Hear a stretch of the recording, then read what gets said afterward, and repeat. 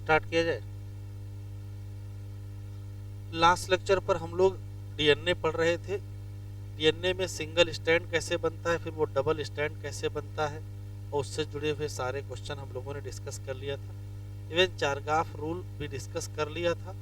और चारगाफ रूल पर बेस्ड जो क्वेश्चन आते हैं, किस टाइप से, कोई एक बेस का परसेंटेज दे देते हैं, किसी दूसरे बेस का परसेंटेज पूछ लेते हैं, या नंबर दे करके नंबर पूछ लेते हैं, या हाइड्रोजन बॉन्ड पूछ लेते हैं, या फिर फास्फोडाइस्टर बॉन्ड पूछ लेते हैं। ये हम लोग डिस्कस कर लिए थे। तो लास्ट लेक्चर पर हम लोगों ने ये सब कंप्लीट कर लिया था।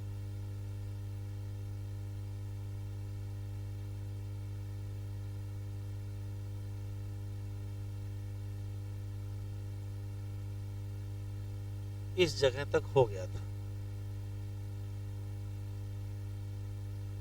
तो आज हेडिंग डालिए सेंट्रल डॉगमा। Central dogma.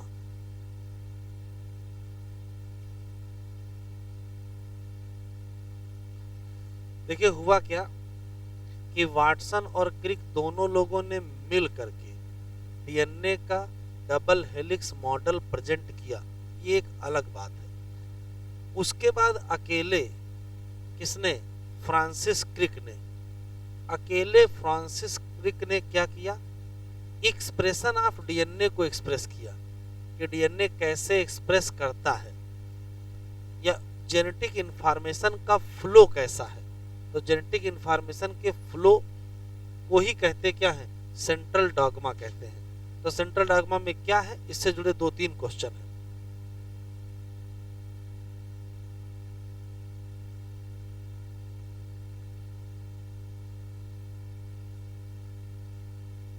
तो हेडिंग डालिए सेंट्रल डॉगमा।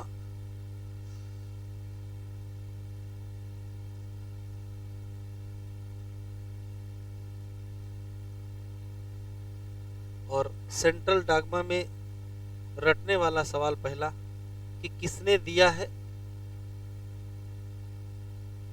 लिख लीजिए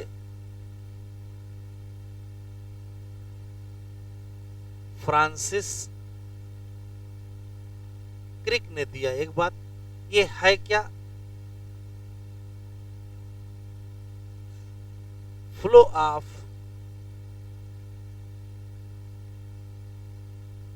इंफॉर्मेशन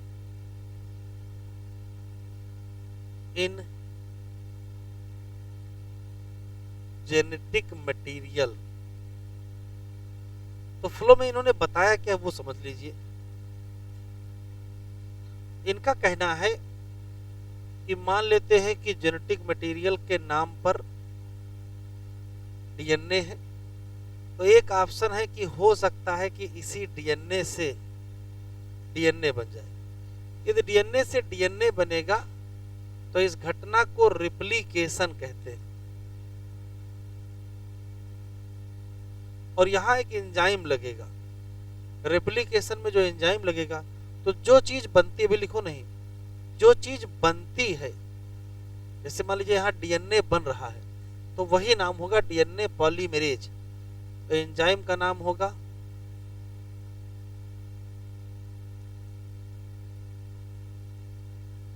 डीएनए पॉलीमरेज। या तो इसी का पूरा नाम कैसे लिखा जाएगा, तो देखो पूरा, जिससे बनते हैं, बने किससे हैं, डीएनए से, और बने क्या है, डीएनए। तो जिससे बनते हैं मतलब डीएनए डिपेंडेंट,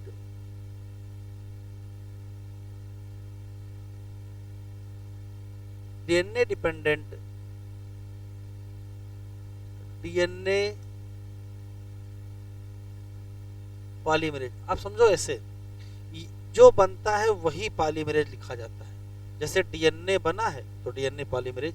अब जिससे बनता है वो डिपेंडेंट लिखते हैं। तो डीएनए से बना है तो डीएनए डिपेंडेंट लिखे हैं, डीएनए बना है तो डीएनए पॉलीमरेज। ठीक, एक ऑप्शन ये है। दूसरा ऑप्शन ये है कि हो सकता है कि डीएनए से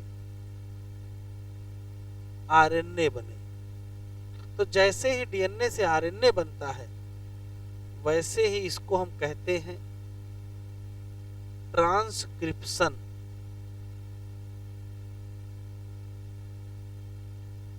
और अगर ट्रांसक्रिप्शन होगा तो यहां भी एंजाइम लगेगा। तो एंजाइम का नाम देखो, जो बनता है वही पॉलीमरेज होता है। तो क्या बन रहा है? तो आरएनए बन रहा है, तो इसका नाम आरएनए पॉलीमरेज।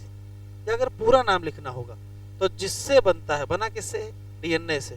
तो कहोगे डीएनए डिपेंडेंट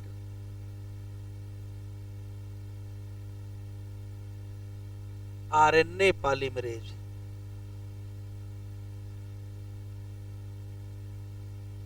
ठीक। फिर आरएनए का क्या करोगे? तो आरएनए से प्रोटीन बनाएंगे और इस घटना को बोलेंगे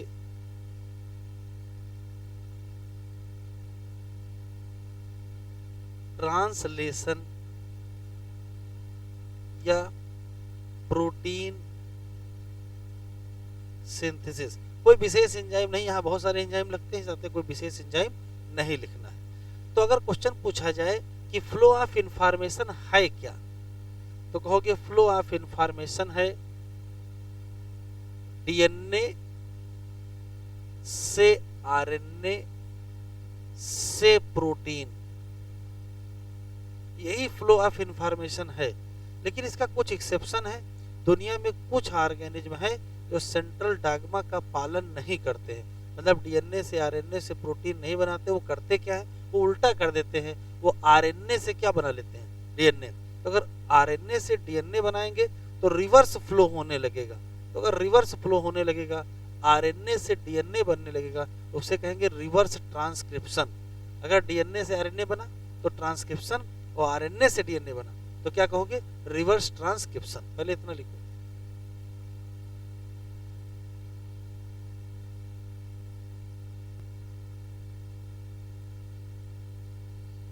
तो यहां सिर्फ इतना समझना था कि एंजाइम का नाम लिखते कैसे हैं। तो जो बनता है वो पॉलीमरेज होता है, और जिससे बनता है वो डिपेंडेंट होता है। जैसे बना क्या है? आरएनए, तो नाम आरएनए पॉलीमरेज।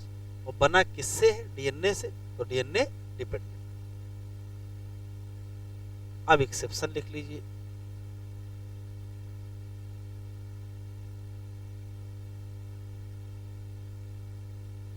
एक्सेप्शन में है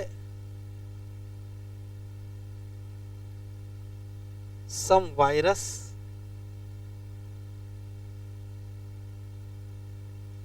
फ्लो ऑफ इंफॉर्मेशन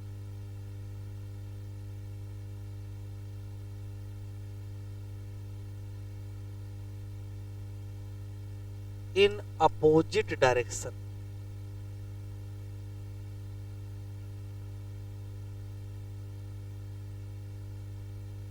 मतलब नहीं फॉलो करते हैं, नॉट फॉलोज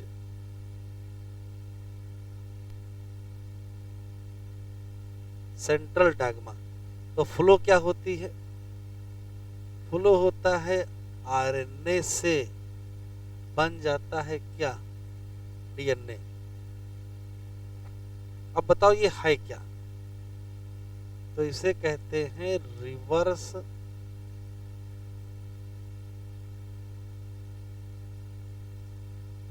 ट्रांसक्रिप्शन। एंजाइम का नाम क्या लिखते हैं? तो रिवर्स ट्रांसक्रिप्टेज भी लिख सकते हो।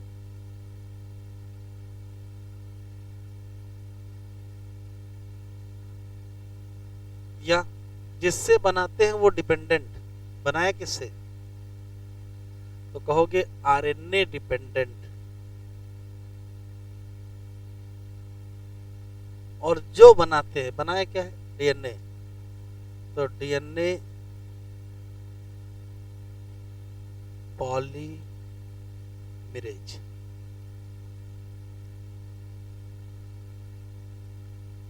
तो फिर ये प्रोटीन कैसे बनाएंगे?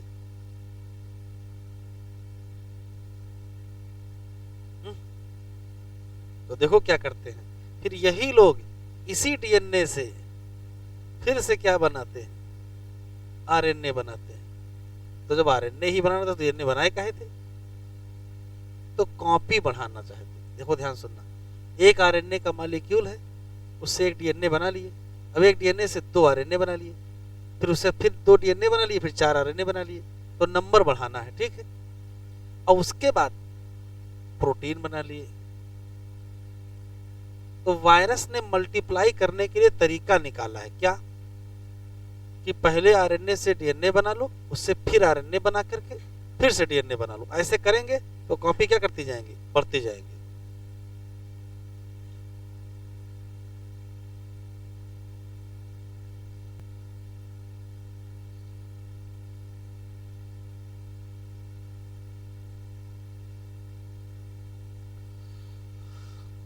देखो लिखा है the proposition of double helix structure of DNA and it's simplicity explaining the genetic implication become revolutionary.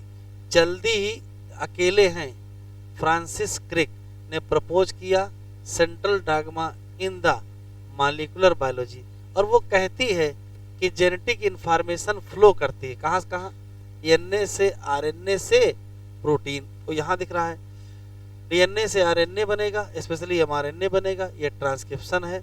MRNA से प्रोटीन बनेगा तो ट्रांसलेशन है, लेकिन डीएनए से डीएनए भी बन सकता है। इन सम वायरस, ये याद रखिएगा, ये सम वायरस में है, आल कर देगा गलत हो जाएगा, क्योंकि सभी वायरस आरएनए कंटेनिंग नहीं होते, कुछ डीएनए कंटेनिंग भी होते हैं। फ्लो ऑफ जेनेटिक इंफॉर्मेशन क्या होती है, उल्टी दिशा में होती है, मतलब आरएनए से शुरू करेंगे वो कहाँ जाएंगे, डीएनए। कह रहा है इस प्रोसेस का नाम क्या, रिवर्स ट्रांसक्रिप्टेज और एंजाइम। एंजाइम तो कहोगे एंजाइम है आरएनए डिपेंडेंट डीएनए पॉलीमरेज। चलिए हेडिंग डालिए, पैकेजिंग ऑफ डीएनए हेलिक्स। इस बार एक क्वेश्चन इस हेडिंग से आया।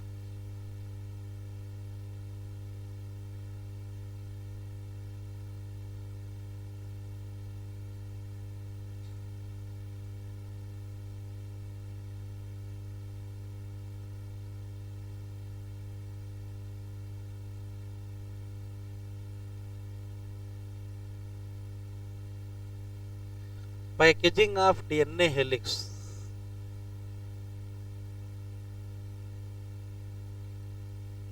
सवाल यह है कि पैक करने की आवश्यकता क्यों पड़ेगी। एक जनरल बात यहां बताई गई है, आपको पहले से पता है तो सुनते चलेंगे, लिखते चलेंगे। जैसे आपसे क्वेश्चन पूछा जाए डिस्टेंस बिटवीन बेस पेयर कितना है, तो 0.34 नैनोमीटर या 0.34 गुणे 10 की पावर -9 मीटर, ठीक है।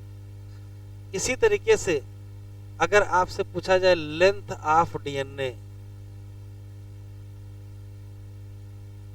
तो कैसे निकालते हो, तो कहते हो number of base pair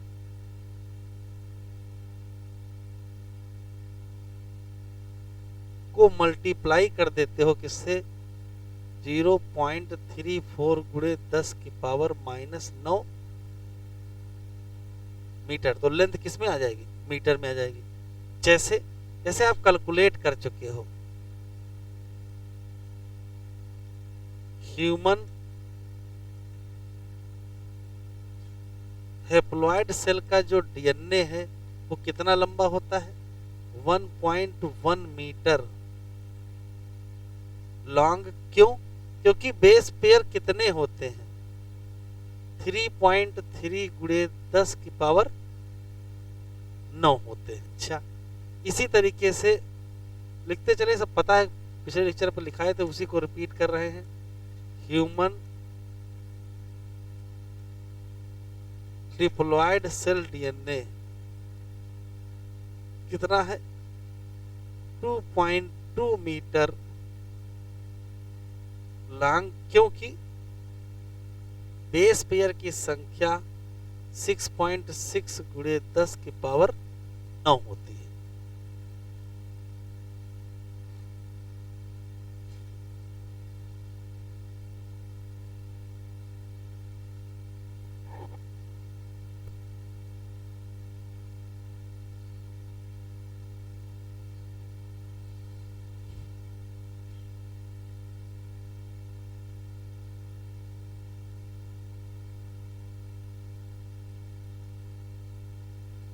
इश्चरीचिया coli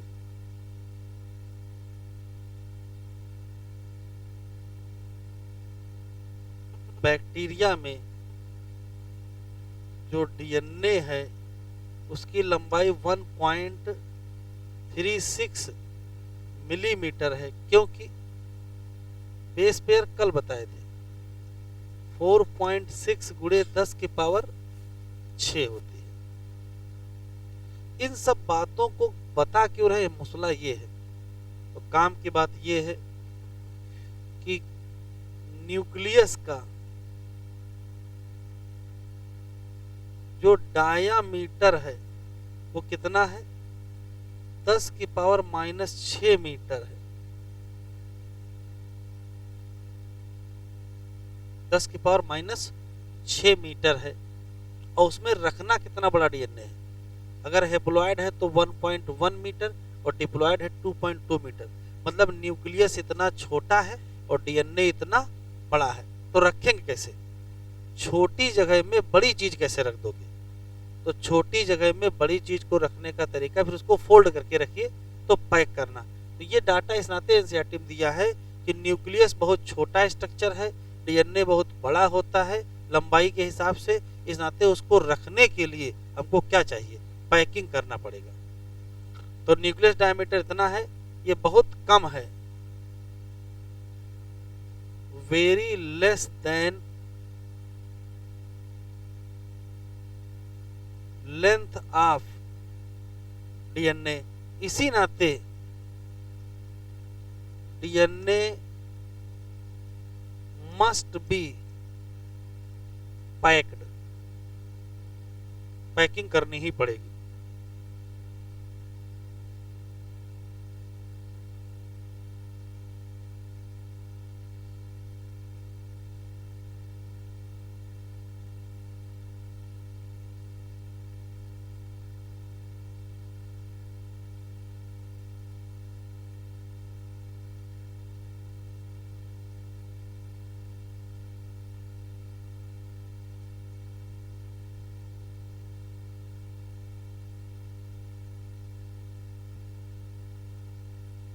अब हेडिंग डालिए packaging of DNA in prokaryote.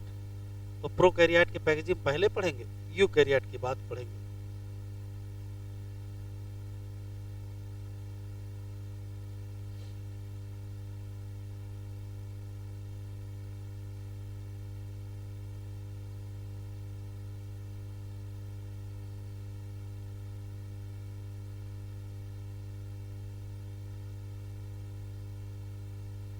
Packaging of DNA in prokaryote.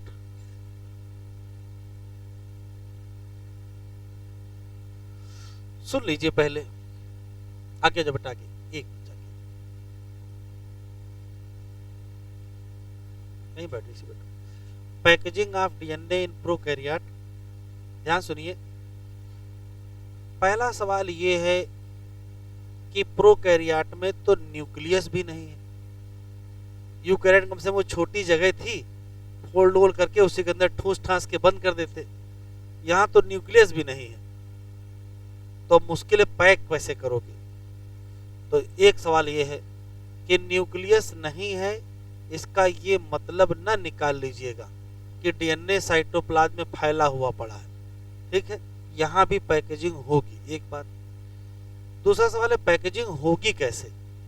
तो पैकेजिंग करने का एक तरीका निकाला गया, वही प्रोकैरियोट में वही यूकैरियोट में, कि जो डीएनए होता है वो निगेटिव चार्ज होता है, उसको बाइंड कर देना चाहिए पॉजिटिव चार्ज प्रोटीन के साथ।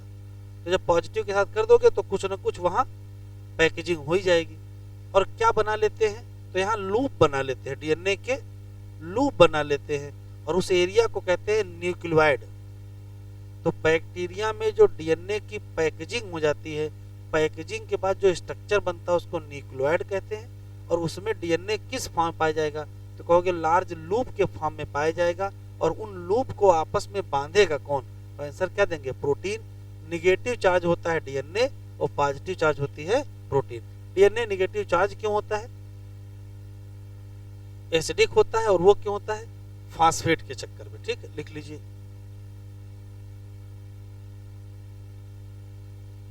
तो पहला सवाल,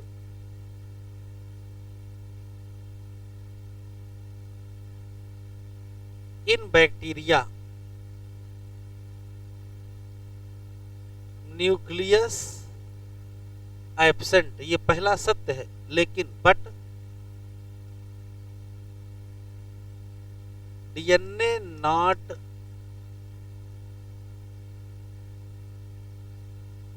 एक्सटेंड इन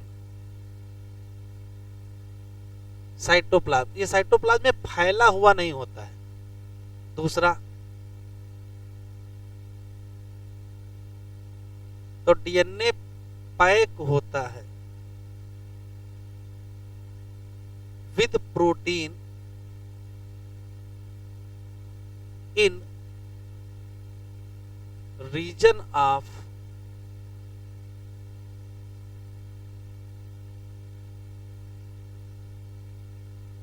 न्यूक्लियोइड। एक क्वेश्चन, डीएनए क्या होता है? तो कहोगे निगेटिव चार्ज, और जो प्रोटीन होती है वो क्या होती है?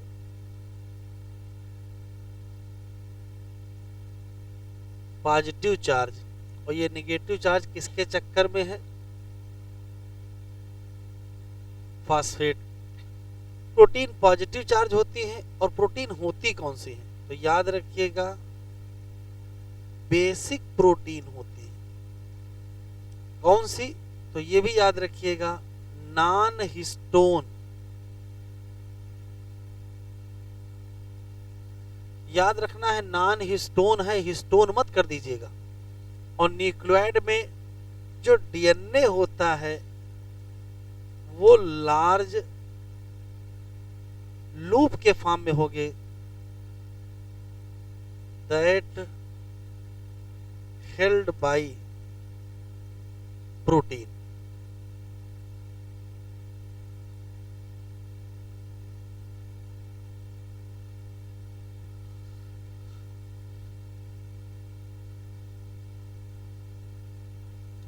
हेडिंग डालें, packaging of DNA in eukaryote.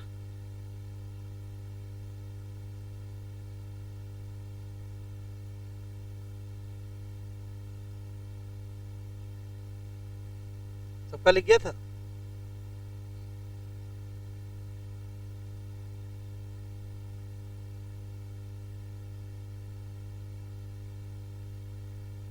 Packaging of DNA इन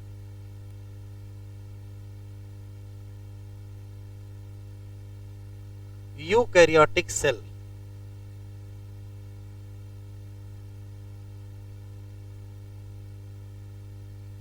तो किसी यूकैरियोटिक सेल में होता क्या, वो जरा देख लीजिए। तो किसी यूकैरियोटिक सेल में पाए जाते हैं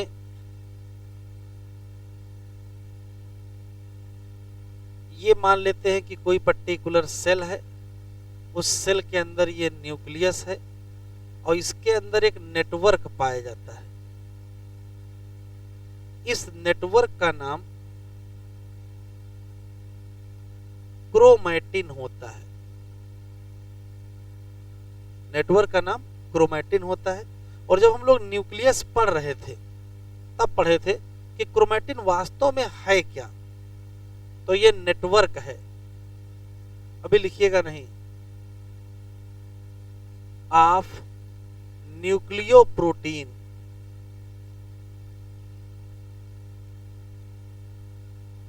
या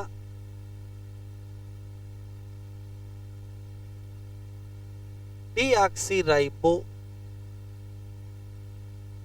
न्यूक्लियो प्रोटीन। ये नेटवर्क है न्यूक्लियो प्रोटीन का या डीऑक्सीराइबो न्यूक्लियो प्रोटीन का। जैसे हम कहेंगे न्यूक्लियो प्रोटीन का नेटवर्क है, वैसे आपको इसमें क्या है? इसमें मेनली दो चीजें हैं, डीएनए है और प्रोटीन है। जैसे कहेंगे डीएनए, वैसे कहोगे ये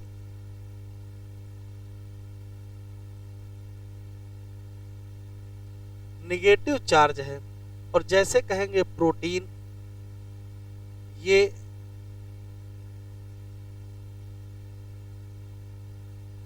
पॉजिटिव चार्ज है। जैसे कहेंगे प्रोटीन, वैसे आपको बताना पड़ेगा कि ये कौन सी प्रोटीन है, तो कहोगे ये बेसिक प्रोटीन है।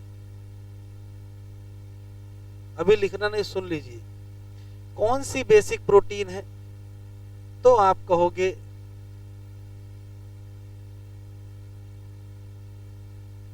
हिस्टोन प्रोटीन है। और ये जो हिस्टोन प्रोटीन है इसमें अमीनो एसिड होंगे। यहाँ एक छोटी सी बात ये है कि किसी भी प्रोटीन का जो चार्ज होता है, जैसे यहाँ क्या लिख दिया पॉजिटिव चार्ज, किसी भी प्रोटीन का जो चार्ज होता है वो इस बात पर डिपेंड करता है कि उस प्रोटीन में अमीनो एसिड रेजिड्यू कौन है और उनकी साइड चेन पर चार्ज कौन सा है। तो जो हिस्टोन प्रोटीन होते हैं इसमें अमीनो एसिड के नाम पर लाइसीन और आर्जिनिन पाए जाते हैं, और जिन पर पॉजिटिव चार्ज होते हैं साइड चेन में। तो अगर इन पर पॉजिटिव चार्ज होंगे तो प्रोटीन पर क्या आ जाएगा, पॉजिटिव चार्ज आ जाएगा। तो हिस्टोन प्रोटीन में 2 क्वेश्चन याद रखेंगे, अभी लिखेंगे नहीं। अमीनो एसिड कौन से, लाइसीन एंड आर्जिनिन। और दूसरी खास बात यह है कि पॉजिटिव चार्ज होता है ऑन साइड चेन, और इसी नाते ये वैसी हो जाती है, पॉजिटिव हो जाती है। दूसरा सवाल, कितने टाइप की होती है, कितने टाइप की होती है, तो देखो कितने टाइप की होती है। एक होती है H1 प्रोटीन, एक होती है H2A, एक होती है H2B, एक होती है H3 और एक होती है H4। तो कितने टाइप की बता दो, तो कहोगे 5 टाइप की होती है। कितने टाइप की होती है, 5 टाइप। अभी लिखो नहीं, लिख लेना। H1 होती है, H2A होती है, H2B होती है, H3 होती है, H4 होती है। इसमें से जो ये 4 प्रोटीन है, तो 4 प्रोटीन और सबके 2-2 मिला लो तो कितनी हो जाएंगी, 8 प्रोटीन हो जाएंगे। और ये बना लेते हैं हिस्टोन। क्या बना लेते हैं, हिस्टोन ऑक्टोमर, या इसी का दूसरा नाम कोर ऑफ न्यूक्लियोसोम। अभी लिखो नहीं, इधर देख लो। तो होता क्या है कि जो ये पॉजिटिव चार्ज प्रोटीन है ये क्या बनाती हैं, तो कहोगे ये हिस्टोन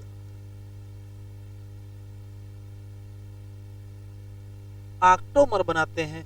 और ये निगेटिव चार्ज क्या है, डीएनए, ये निगेटिव चार्ज डीएनए लिपट जाता है। जैसे मान लेते हैं ये हिस्टोन ऑक्टोमर है और ये है निगेटिव चार्ज डीएनए, तो निगेटिव चार्ज डीएनए इसके चारों तरफ लिपट जाता है और तब जो स्ट्रक्चर बनता है उसको न्यूक्लियोसोम कहते हैं। तो अगर क्वेश्चन पूछा जाए कि किसी यूकैरियोटिक सेल में डीएनए की पैकेजिंग कैसे है, तो आप कहोगे निगेटिव चार्ज डीएनए रैप हो जाता है around the positive charge protein के बना हुआ क्या, हिस्टोन ऑक्टोपर। तो negative charge DNA wraps around positive charge protein octamer. जो स्ट्रक्चर बनेगा उस स्ट्रक्चर का नाम न्यूक्लियोसोम होगा। फिर से सुन लेते हैं कि किसी भी यूकैरियोटिक सेल, किसी भी यूकैरियोटिक सेल में पाया जाता है न्यूक्लियस, ये है न्यूक्लियस, और न्यूक्लियस में पाया जाता है क्रोमैटिन जो कि नेटवर्क है किसका, न्यूक्लियोप्रोटीन या डीऑक्सीराइबो न्यूक्लियोप्रोटीन। यहाँ जो डीएनए है, न्यूक्लियो का मतलब न्यूक्लिक एसिड का मतलब मेनली डीएनए है, और प्रोटीन का मतलब प्रोटीन है। जो डीएनए है वो निगेटिव चार्ज होता है, जो प्रोटीन है वो पॉजिटिव चार्ज होती है। यहाँ जो प्रोटीन है वो बेसिक प्रोटीन है जिनको हम हिस्टोन प्रोटीन कहते हैं, और हिस्टोन प्रोटीन की पहचान है उसमें पाए जाने वाले अमीनो एसिड लाइसिन और आर्जिनिन इसी साल पूछा गया है, और इसके पॉजिटिव चार्ज होता है कहाँ, साइड चेन पर। यही दोनों चीजें तय करेंगे क्या, चार्ज। तो दोनों चीजों ने क्या तय किया कि पॉजिटिव हो जाएगा। फिर होता क्या है, स्टोर प्रोटीन 5 टाइप की होती है, H1 होती है, H2A होती है, H2B होती है, H3 होती है, H4। इसमें से H1 को छोड़ दीजिए तो ये 4 बची, तो चारों के 2-2 मॉलिक्यूल लेंगे तो क्या हो जाएगी, 8 प्रोटीन हो जाएगी, और कह दोगे बन गया हिस्टोन ऑक्टोमर या कोर ऑफ न्यूक्लियोसोम। और इसके ऊपर चार्ज कैसा होगा, पॉजिटिव चार्ज होगा। होता क्या है, पॉजिटिव चार्ज का हिस्टोन ऑक्टोमर होता है और निगेटिव चार्ज का डीएनए होता है, वो चारों तरफ लिपट जाता है और बनता क्या है, न्यूक्लियोसोम। यही क्या है, पैकेजिंग इन यूकैरियोटिक सेल। लिख लीजिए किसका, अभी बताएंगे।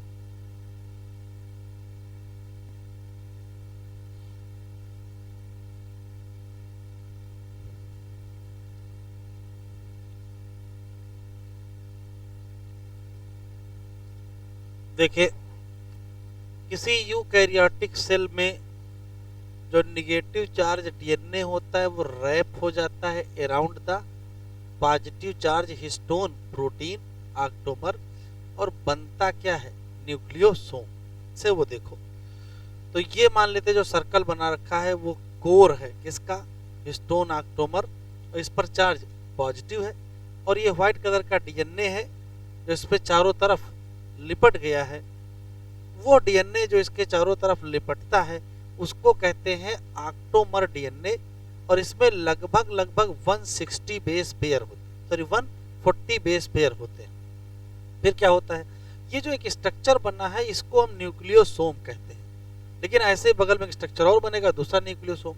तो एक न्यूक्लियोसोम का जो डीएनए है वो दूसरे न्यूक्लियोसोम के डीएनए से जुड़ा रहता है, तो जो डीएनए जुड़ता है उसका नाम लिंकर डीएनए है।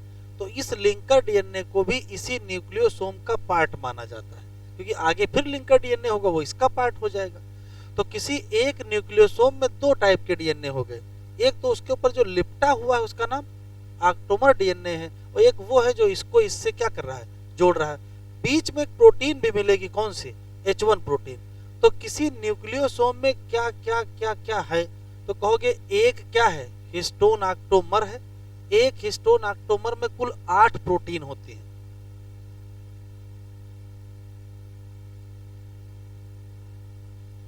टोटल क्या होते हैं, 8 प्रोटीन होती हैं। उसके ऊपर एक ऑक्टोमर डीएनए जिस पर 140 बेस पेयर, एक लिंकर डीएनए जिसमें 60 बेस पेयर, और एक क्या होती है, H1 प्रोटीन। तो कुल कितने बेस पेयर होते हैं, तो कहोगे कुल 200 बेस पेयर होते हैं। अब आप ये सोचो, अगर 200 बेस पेयर सीधे फैलाए जाएं तो कितनी लंबाई होगी, बताओ भाई। तो 2 बेस पेयर के बीच की दूरी 3.4 एंगस्ट्रॉम होती है, तो 200 से गुणा कर दो, तो 200 गुणे 3.4 एंगस्ट्रॉम, आंसर बताओ कितना आया, 680 क्या एंगस्ट्रॉम। इसको मोटा मोटा क्या मान सकते हो, 700। ध्यान से सुनिएगा, अभी पैकेजिंग आपको समझ में आ जाएगी। हुआ क्या है कि अगर ये डीएनए खुला लंबा रखा होता तो ये लंबाई कितनी ले लेता, लगभग 700 एंगस्ट्रॉम ले लेता। लेकिन जब ये न्यूक्लियोसोम बना दिया गया है तो एक न्यूक्लियोसोम का डायमीटर 100 एंगस्ट्रॉम है, तो 7 गुना छोटा हो गया। होना कितना था, 700, और बचा कितना, 100। तो कितने गुना पैकिंग हो गई है या कितने गुना कंपैक्शन हो गया है, तो कंपैक्शन का रेशियो 1:7 है या 7:1 है। 7 गुना छोटा कर दिया गया। होता कितना, 700 होता, और बचा कितना, 100। तो कंपैक्शन रेशियो पूछा गया है।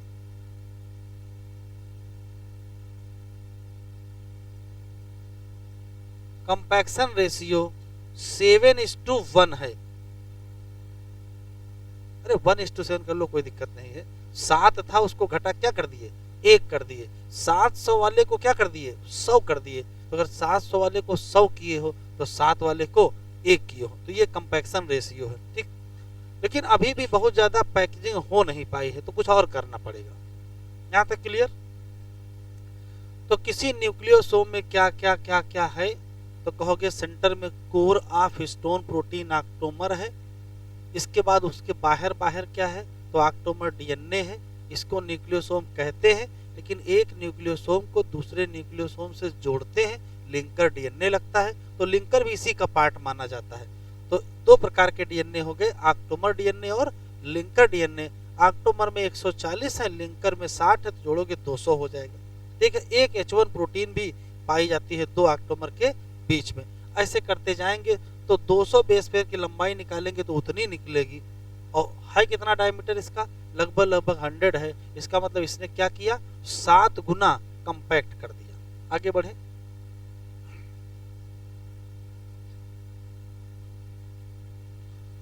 अब देखिए आपने किया क्या है, आपने ले लिया है डीएनए और आपने ले लिया है बेसिक हिस्टोन प्रोटीन, और क्या बना लिया है, तो आपने इससे बना लिया है न्यूक्लियोसोम। जैसे मान लेते ये एक न्यूक्लियोसोम है। फिर क्या करते हैं कि ढेर सारे न्यूक्लियोसोम आपस में जुड़ते हैं तो एक स्ट्रिंज बनती है, और इसको कहते हैं क्रोमैटिन।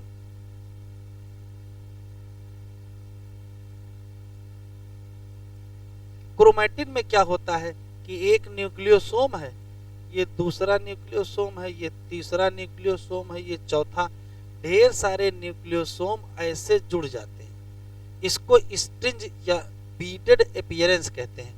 बीड्स ऑन, अभी लिखो नहीं, इसे कहते हैं बीड्स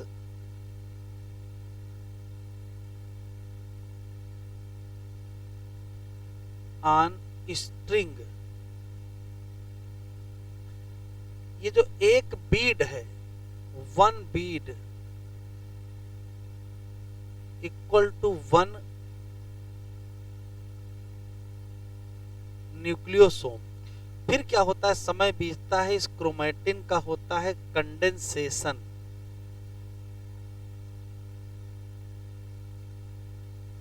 या कंपैक्शन भी कह सकते हो। और होता कब है, तो कहोगे eight Meta phase.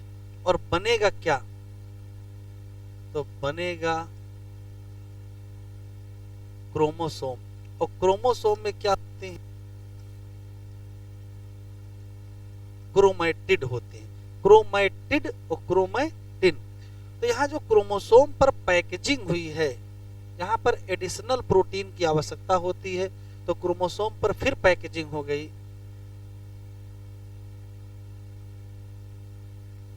Packaging with help of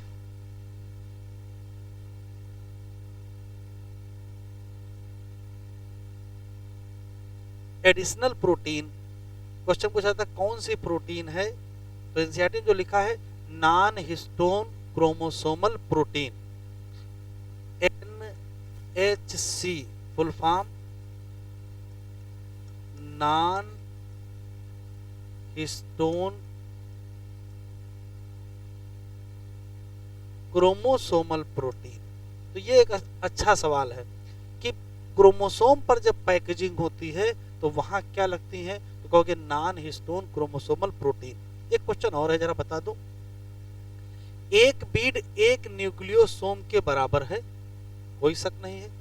human diploid cell में, ह्यूमन डिप्लॉयड सेल में कितने बीड पाए जाएंगे, तो एक बीड एक न्यूक्लियोसोम है, और एक न्यूक्लियोसोम का मतलब है 200 बेस पेयर। तो बताओ ह्यूमन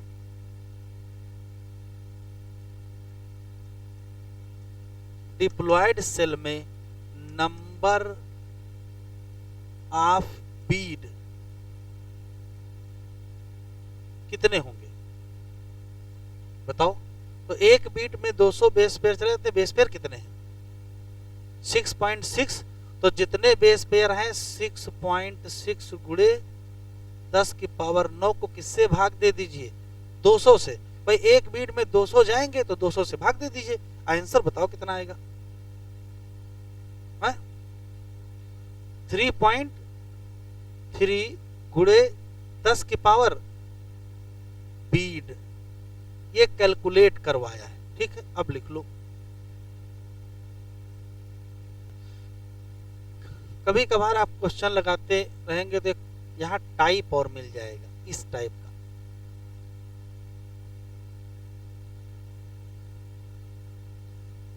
ये एक स्ट्रक्चर बनता है, इसे सोलिनॉइड कहते हैं। ये भी एक कंपैक्टेड स्टेट ही है।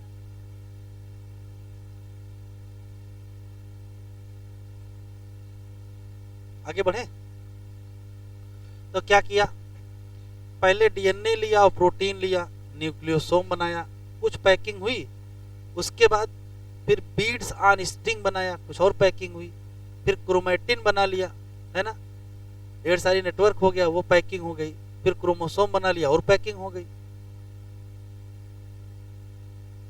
एक बीड एक न्यूक्लियोसोम और एक न्यूक्लियोसोम 200 बेस पेयर, तो कुल कितने बीड मिलेंगी ह्यूमन डिप्लॉयड सेल में? तो जितने बेस पेयर होंगे उनको 200 से क्या कर देंगे, भाग दे देंगे।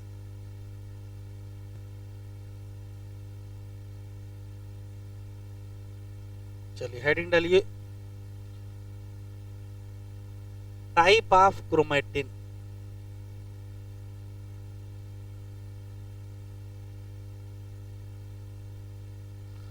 टाइप ऑफ क्रोमेटिन, दो टाइप की क्रोमेटिन होती है, एक का नाम है यू क्रोमेटिन,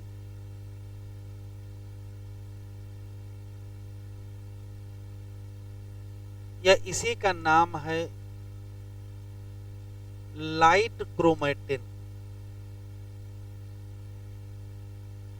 और दूसरा है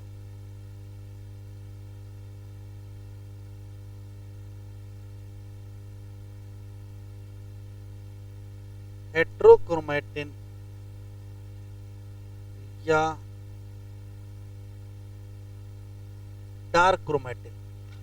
थोड़ा बहुत अगर याद हो तो रॉबर्ट ब्राउन ने न्यूक्लियस खोजा था, लेकिन न्यूक्लियस के अंदर पाए जाने वाले मटेरियल को बेसिक डाई से रंगा गया था फ्लेमिंग के द्वारा, और फ्लेमिंग ने कहा था कि अंदर एक नेटवर्क है, उसका नाम क्रोमेटिन है।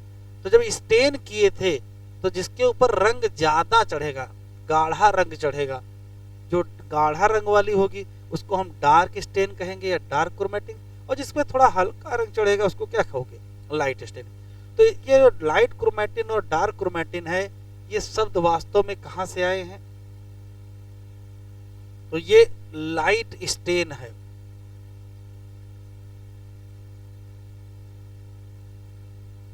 लाइट स्टेन, और ये क्या होती है, डार्क स्टेन। अब इधर देख लो, जैसे मान लेते हैं कोई थोड़ा अच्छे से पैक ना हो ऐसे, और कोई बहुत ज्यादा ऐसे ऐसे पैक हो, तो क्या फर्क होगा। डार्क स्टेन चढ़ने का मतलब है कि बहुत ज्यादा डेंसली पैक है, और लाइट स्टेन चढ़ने का मतलब है क्या, लूजली पैक है। तो जो लाइट स्टेन होती है वो लूजली पैक होती है,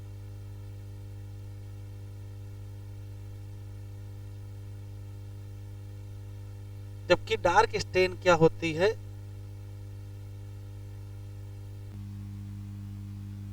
डेंसली पैक। अगर कोई बहुत ज्यादा पैक हो जाएगी तो फिर वो काम नहीं कर पाएगी, और अगर बहुत ज्यादा पैक नहीं होगी, थोड़ा ढीली होगी, तो काम कर पाएगी। इसी नाते जो ये लूजली पैक होती है ये फंक्शनल क्रोमेटिन होती है, जबकि ये नॉन फंक्शनल क्रोमेटिन। फंक्शनल और नॉन फंक्शनल का यहां मतलब समझ लीजिए। फंक्शनल का यह मतलब है कि इसके अंदर जो डीएनए है वो आरएनए बनाए, तभी तो फंक्शनल। और कौन सा इनको वहां खेत जोतना है, काम करने के यहाँ क्या मतलब है भाई, इनके अंदर जो डीएनए है वो आरएनए बनाए, यही फंक्शन है। तो ये फंक्शनल क्रोमेटिन का मतलब है कि इसके अंदर जो डीएनए है उससे क्या बन जाता है, आरएनए बनता है, और इसके अंदर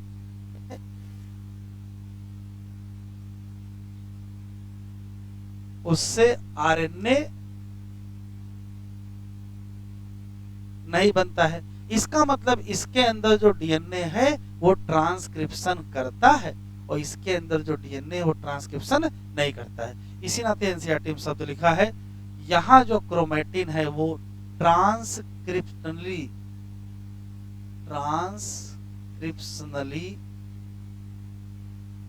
क्या होता है,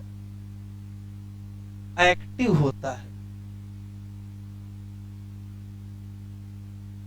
और यहां जो क्रोमेटिन होता है वो ट्रांसक्रिप्शनली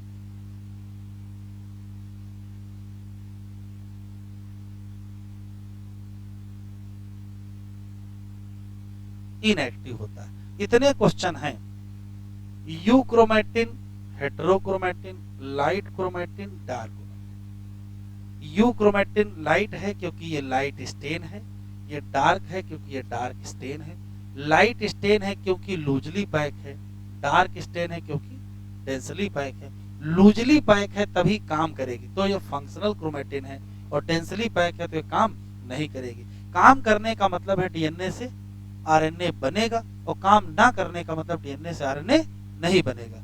आरएनए बनने का मतलब ट्रांसक्रिप्शन होगा, तो यहाँ ट्रांसक्रिप्शनली क्या है, एक्टिव, और ये क्या है, ट्रांसक्रिप्शनली इनएक्टिव।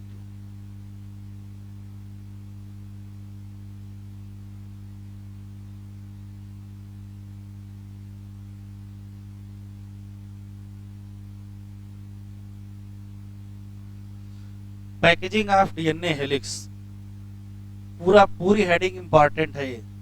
कह रहा अगर डिस्टेंस बिटवीन बेस पेयर देखो तो इतना आएगा, बात ही ना करो।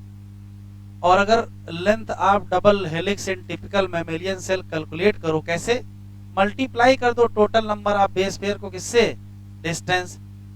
तो कितने ये है बेस पेयर, ये है डिस्टेंस, तो आंसर कितना आएगा, 2.2। कह रहा ये लेंथ बहुत बड़ी है, किसकी तुलना में, टिपिकल न्यूक्लियस के डायमीटर, और न्यूक्लियस का डायमीटर कितना है, 10⁻⁶ है। इसका मतलब कुछ ना कुछ करना पड़ेगा। कह रहा अगर लेंथ ऑफ ई कोलाई इतना है तो बेस पेयर कितना है, पीछे बेस पेयर दिए थे कितने, 4.6 × 10⁶।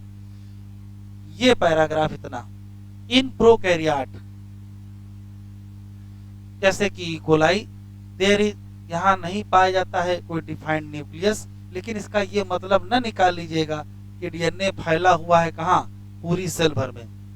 डीएनए क्या होता है, नेगेटिव चार्ज, हेल्ड करते हैं कुछ प्रोटीन जो कि क्या होती हैं, पॉजिटिव चार्ज, किस रीजन में, तो nucleoid. DNA in nucleoid organize in large loop held by protein. एक आगे बढ़ा दीजिए, सुपर कॉइल,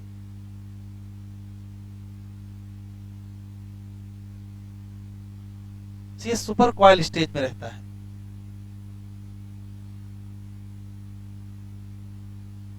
अब आ जाओ यूकैरियोट में।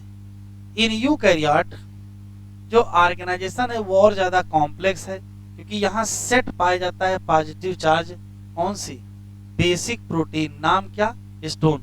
ये कितनी होती, कितने नंबर होती, वो एनसीईआरटी में नहीं दिया, मैंने आपको लिखा दिया है। Protein acquire a charge, protein पर जो चार्ज आएगा वो किस पर डिपेंड करेगा, वो इस बात पर डिपेंड करेगा कि एबंडेंस कौन से अमीनो एसिड हैं, कौन से अमीनो एसिड ज्यादा है, और उन पर जो साइड चेन है उस पर कौन सा चार्ज है, पॉजिटिव है कि नेगेटिव है। इसी नाते हिस्टोन में रिच है बेसिक अमीनो एसिड, कौन सा, लाइसिन और आर्जिनिन, और साथ में इनके ऊपर क्या होता है, पॉजिटिव चार्ज होता है इनकी साइड चेन पर। इसी नाते नेट चार्ज क्या हो जाएगा, positive. Histone are organised to form a unit of कितने, 8 मॉलिक्यूल, नाम क्या, histone octamer. Negative charge DNA wrap around the positive charge histone octamer to form a structure, नाम न्यूक्लियोसोम। किसी टिपिकल न्यूक्लियोसोम में कितने, 200 base pair. Nucleosome consist, nucleosome बनाता है, nucleosome बनाता है, कॉन्स्टिट्यूट करता है a repeating unit of a structure in nucleus, और स्ट्रक्चर में है क्या नाम, क्रोमैटिन। तो क्रोमैटिन में जो रिपीटिंग यूनिट है उनका नाम क्या है, उनका नाम लिखा है thread stain coloured bodies seen in nucleus. Nucleosome in chromatin, किसी क्रोमैटिन में जो न्यूक्लियोसोम है वो कैसे दिखता है, beads on string when view under electron microscope. ये जरा हाँ बढ़ा लीजिए बेटा, ये भी अच्छा क्वेश्चन, मतलब लाइट लिख देगा गलत हो जाएगा। देखना है तो किसमें देखेंगे, किसमें देखेंगे, इलेक्ट्रॉन माइक्रोस्कोप में देखेंगे, तो आप ही बढ़ा लीजिएगा। कह रहा how many beads on string do you imagine in mammalian cell, कितने होंगे, तो हम लोगों की डिप्लॉयड सेल में कितने होंगे, वही बताया है ना कितने होंगे, कि जितने 6.6 को 200 से क्या कर दिया, भाग दे दिया। बीड्स ऑन स्ट्रिंग, स्ट्रक्चर किसमें है, क्रोमैटिन, इसको पैक करें और क्या बना ले, क्रोमैटिन फाइबर, जो फर्दर क्वाइल और कंडेंस होकर के कहा, मेटाफेज में क्या बना लेंगे, chromosome. Packaging of chromatin at higher level, मतलब क्रोमोसोम के लेवल पर require additional set of protein, जिनको कहते क्या है, क्या कहते हैं, तो ये इंपॉर्टेंट है, नॉन हिस्टोन क्रोमोसोमल प्रोटीन। किसी टिपिकल न्यूक्लियस में जो क्रोमैटिन है वो या तो कैसा होगा, लूजली पैक, तो कैसा होगा, लाइट स्टेन, कहोगे क्या, यू क्रोमैटिन। और क्रोमैटिन या तो डेंसली पैक होगा, तो कैसा स्टेन होगा, डार्क होगा, कहोगे क्या, हेट्रोक्रोमैटिन।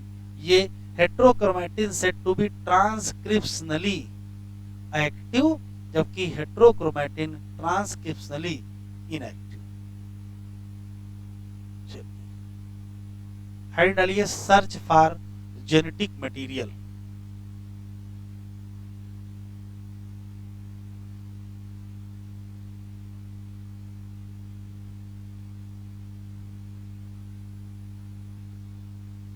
कुछ भी लिखेंगे नहीं, केवल सुनेंगे, फिर फ्लो में लिखा देंगे, आप लिख लीजिए। पहला सवाल है कि मेंडल का जब टाइम था तो उस समय बेसिस ऑफ इनहेरिटेंस मेंडल के फैक्टर थे। वो कहते थे कि भाई पेरेंट से प्रोजनी में फैक्टर पास होते हैं और उसी से इनहेरिटेंस होता है, ये बात मेंडल के टाइम की थी। तो मेंडल के time basis of inheritance Mendelian factor थे। फिर समय बदला और ये 1865 के आसपास का टाइम है। फिर समय बदला, 1902 आया। 1902 आया तो फिर थॉमस हंट, मॉर्गन और ये क्या नाम है उनका, जो क्रोमोसोमल थ्योरी दिए थे, सटन एंड बाउरी। हाँ, तो सटन आए, बाउरी आए, टी.एच. मॉर्गन आए और बहुत सारे वैज्ञानिक।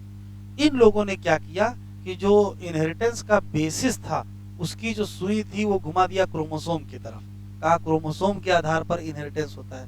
तो इनहेरिटेंस का बेसिस क्रोमोसोम बताया गया इन लोगों ने सटन, बाउरी इन लोगों ने। फिर धीरे धीरे समय बीता है और 1920 एक डाटा यहाँ लिखा हुआ है, 1926 आते आते वैज्ञानिकों का जो आइडिया था कि इनहेरिटेंस का बेसिस कहाँ पहुंच गया, मॉलिक्यूलर के लेवल पर पहुंच गया। ठीक है, तो अलग अलग है। 1865 मेंडल का टाइम, बेसिस क्या था, मेंडेलियन फैक्टर था। फिर 1902 सटन, बाउरी, मॉर्गन और दुनिया भर के वैज्ञानिक आए, उनका आइडिया क्या था, क्रोमोसोमल बेसिस ऑफ इनहेरिटेंस था। उसके बाद 1926 आते आते वैज्ञानिकों के मन में पहली बार ये बात आई कि जो इनहेरिटेंस है वो मॉलिक्यूलर लेवल पर होता है, मॉलिक्यूल के लेवल पर उसका कंट्रोल होता है। फिर इसी कड़ी में 1926 आया, 26 के बाद 28 आया। तो 26 का जब 28 आया तो वैज्ञानिक कौन से हैं, फ्रेडरिक ग्रिफिथ। ध्यान से सुनिएगा, फ्रेडरिक ग्रिफिथ ने पहली बार दुनिया को ये बताया कि एक ऑर्गेनिज्म दूसरी ऑर्गेनिज्म में कन्वर्ट हो सकता है, ट्रांसफॉर्म हो सकता है जेनेटिक मटेरियल की मदद से। मतलब जेनेटिक मटेरियल ही ट्रांसफॉर्मेशन मतलब बदलाव लाता है। उसके लिए इन्होंने अपना एक्सपेरिमेंट किया। तो ग्रिफिथ का जो एक्सपेरिमेंट है उस एक्सपेरिमेंट से जुड़े भी सवाल पूछते हैं, जैसे कब एक्सपेरिमेंट किया, 1928 में किया। किसके ऊपर एक्सपेरिमेंट किया? स्ट्रेप्टोकाकस निमोनी बैक्टीरिया और माइस पर किया। दोनों लोगों के लिया। क्या किया वो भी अलग से हम लोग पढ़ लेंगे। इससे इन्होंने बताया, कंक्लूजन क्या दिया था? तो इन्होंने कहा था कि बैक्टीरिया का जो ट्रांसफॉर्मेशन है, बदलाव, उसके पीछे ट्रांसफार्मिंग प्रिंसिपल, ये शब्द उन्हीं का दिया हुआ है, ट्रांसफार्मिंग प्रिंसिपल का कॉन्सेप्ट दिए। क्या कॉन्सेप्ट अभी अलग हम लोग पढ़ेंगे, अभी हम जनरल बात बता रहे हैं। फिर समय बीत गया, 1928 खत्म हो गई। इन्होंने कहा था कि बैक्टीरिया बदल जाते हैं क्योंकि एक बैक्टीरिया से दूसरे बैक्टीरिया में क्या जाता है? ट्रांसफार्मिंग प्रिंसिपल जाते हैं। ज्यादा दिन नहीं बीते और 1933 से 1944 के बीच 3 वैज्ञानिक, कौन कौन से? ओसवाल्ड आवेरी, कोलिन मैक्लियार्ड और मैकलायन मैककार्टी, इन लोगों ने क्या किया? दुनिया को बता दिया कि ग्रिफिथ के एक्सपेरिमेंट में, जिसको ग्रिफिथ ने ट्रांसफार्मिंग प्रिंसिपल कहा था, वो वास्तव में डीएनए था। डीएनए ही पर्टिकुलर ट्रांसफॉर्मेशन में इन्वॉल्व होता है। और पहली बार दुनिया को ये बताए कि डीएनए ही जेनेटिक मटेरियल है। लेकिन इनकी बात को बहुत ज्यादा लोगों ने महत्व नहीं दिया। क्यों? उसके अलग कारण है। क्वेश्चन पूछेगा, डीएनए जेनेटिक मटेरियल है, इसको सबसे पहले किसने प्रूफ किया? तो इन्हीं लोगों ने प्रूफ किया, लेकिन लोग माने नहीं। ठीक है, तो फिर सवाल बदल जाएगा। लोग फिर फाइनली माने कब कि डीएनए जेनेटिक मटेरियल है? तो फाइनली जब माने, जब कौन लोग आए? तो हर्शे एंड चेज आए। तो क्वेश्चन पूछेगा, हर्शे एंड चेज के एक्सपेरिमेंट से क्या है? तो कहोगे इनसे जुड़े 5 क्वेश्चन है। पहला सवाल, डीएनए ही जेनेटिक मटेरियल है, ये फाइनल प्रूफ किसने दिया? तो आंसर देंगे हर्शे एंड चेज, या यूनिक्विवोकल प्रूफ, मतलब एक सुर में सभी लोगों ने मान लिया। तो आंसर क्या देंगे? Hershey and chase. कब किया? 1952 में किया। 53 मत करा देना, 53 वाला कौन है? डबल हेलिक्स वाला। ठीक है, अब इनके एक्सपेरिमेंट में बहुत सारे सवाल हैं। हर्शे एंड चेज एक्सपेरिमेंट में बहुत सारे सवाल है। कंक्लूजन याद रखना है आपको इकट्ठा। क्या हर्शे एंड चेज ने क्या एक्सपेरिमेंट किया और किसको किसको लिया? तो कहोगे इन्होंने बैक्टीरिया पर एक्सपेरिमेंट किया। कौन से? ई कोलाई बैक्टीरिया, और साथ में एक वायरस लिए जिसका नाम T2 बैक्टीरियोफेज था। तो बैक्टीरियोफेज लिए, बैक्टीरिया लिए, इसके अलावा रेडियो एक्टिव सल्फर और फास्फोरस भी लिए। रेडियो एक्टिव सल्फर और फास्फोरस का इस्तेमाल करके इन्होंने फाइनली सिद्ध कर दिया कि डीएनए ही जेनेटिक मटेरियल है। ये कहानी एनसीईआरटी में बिखरी लिखी है, लेकिन हम लोग इसको सही क्रम में लिख लेंगे इकट्ठा, फिर अलग अलग एक्सपेरिमेंट पढ़ेंगे। कितने पॉइंट्स? सबसे पहला पॉइंट है, मेंडल के time basis of inheritance Mendelian factor थे।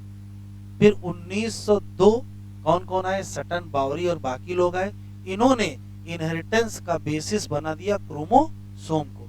फिर 1926 आया, तब वैज्ञानिकों ने कहा नहीं, इनहेरिटेंस का बेसिस मॉलिक्यूलर लेवल पर होता है। फिर आया 1928 में फ्रेडरिक ग्रिफिथ। इन्होंने ग्रिफिथ एक्सपेरिमेंट किया। उस एक्सपेरिमेंट से इन्होंने बताया कि जेनेटिक मटेरियल ही जिम्मेदार है ट्रांसफॉर्मेशन के लिए, लेकिन वो जेनेटिक मटेरियल क्या है वो नहीं बता पाए। उसके लिए उन्होंने ट्रांसफार्मिंग प्रिंसिपल शब्द दे दिया। समय बीता, ज्यादा दिन नहीं, 1944 आते आते 3 वैज्ञानिकों ने पूरी दुनिया के सामने बता दिया कि ग्रिफिथ के जो ट्रांसफार्मिंग प्रिंसिपल है वो वास्तव में डीएनए है, मतलब डीएनए ही जेनेटिक मटेरियल है। ये पहली बार दुनिया को किसने बताया? तो इन 3 लोगों ने, आवेरी, मैक्लियार्ड और मैककार्टी ने बताया, लेकिन लोगों ने पूरी तरीके से स्वीकार नहीं किया। फिर आया 1952, हर्शे और चेज आए। उन्होंने दुनिया को पहली बार फाइनल प्रूफ दे दिया। क्या? फाइनल प्रूफ ऑफ डीएनए, या unequivocal proof of DNA is genetic material. ये किसने दिया? हर्शे एंड चेज ने दिया। एक्सपेरिमेंट किया किस पर? बैक्टीरिया, कौन सा? ई कोलाई, और क्या लिया? वायरस, कौन सा? बैक्टीरियोफेज, कौन सा? T2 बैक्टीरियोफेज, और क्या ले लिया? रेडियो एक्टिव सल्फर और फास्फोरस। और फाइनली सिद्ध कर दिया क्या? कि डीएनए ही जेनेटिक मटेरियल है। इतना पहले आप लिख लीजिए, ये सब रटने वाले सवाल हैं। फिर हम अलग अलग पढ़ेंगे 3।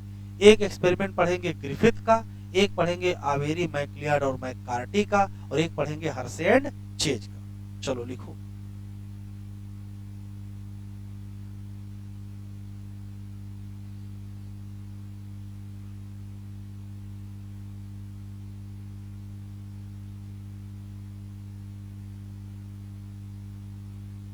द सर्च ऑफ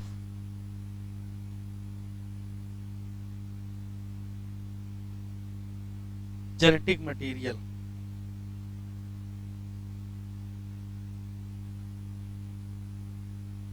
चलिए, जैसे लिख रहा हूं वैसे लिखे। 1856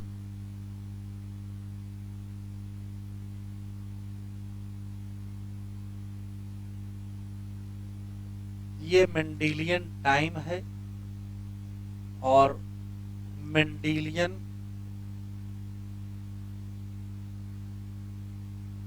फैक्टर ही क्या थे? बेसिस ऑफ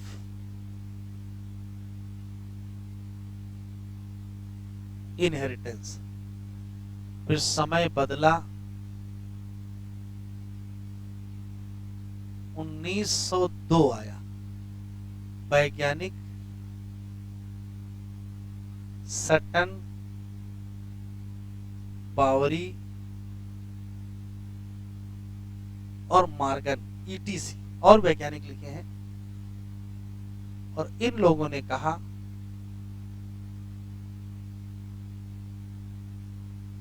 कि क्रोमोसोमल बेसिस है इसका इनहेरिटेंस का। फिर 1926 आया, तो पहली बार first time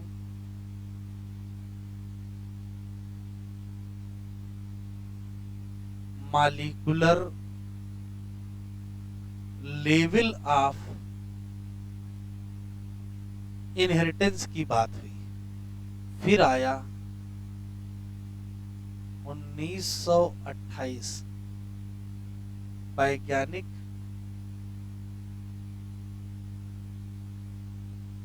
Frederick Griffith,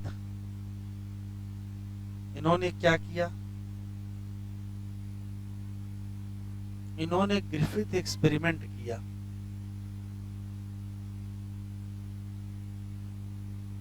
Griffith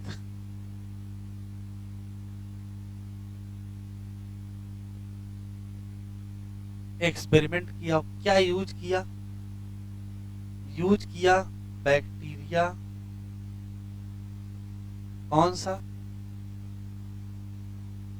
streptococcus pneumoniae, bacteria streptococcus pneumoniae use किए, और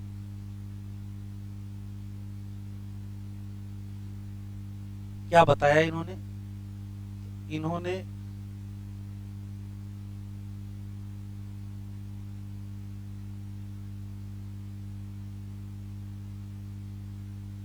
ट्रांसफार्मिंग प्रिंसिपल बताया। काहे के लिए? फॉर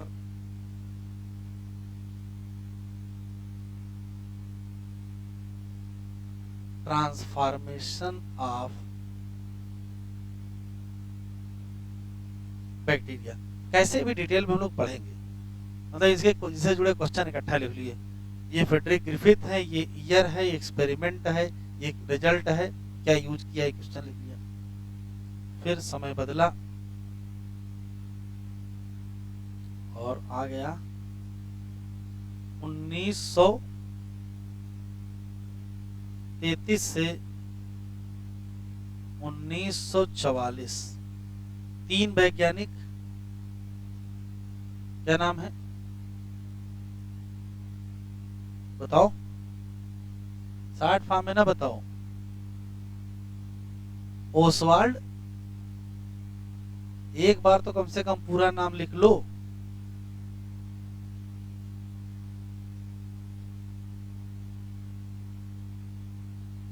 ओसवाल्ड आवेरी,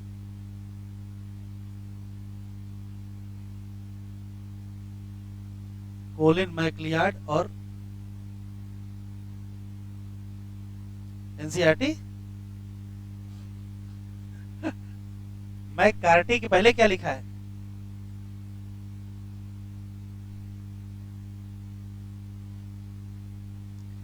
मैकलाइन,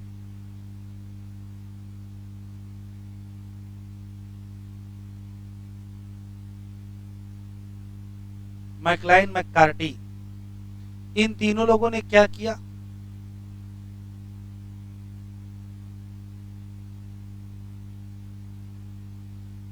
देखो, आवेरी, मैकलियार्ड और मैककार्टी, शॉर्ट फॉर्म में याद रखिएगा, लेकिन फुल फॉर्म एक बार तो लिख ही लो।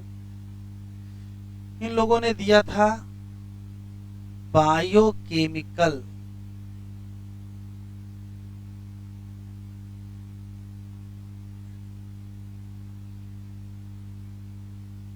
Characterisation of transforming principle. एक काम ये है, और इन्होंने पहली बार दुनिया को बताया कि डीएनए ही क्या है, genetic material. First time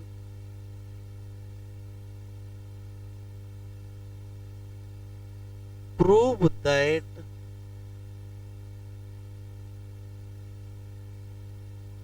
DNA is genetic material, लेकिन but not all scientists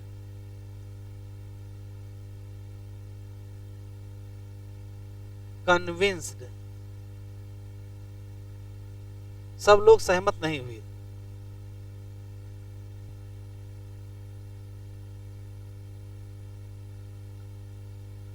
Oswald आवेरी और कोलिन मैकलियार्ड और मैकलाइन मैककार्टी।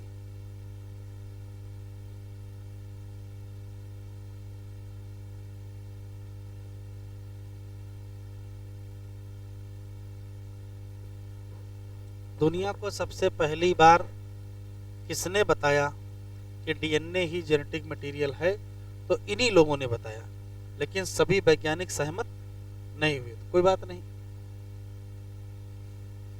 ईयर बदल गया, कौन सा आया?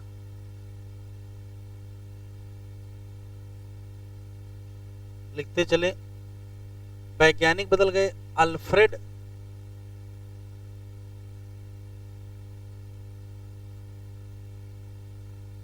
और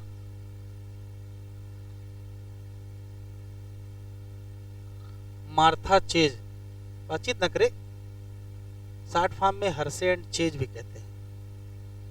इन्होंने क्या किया?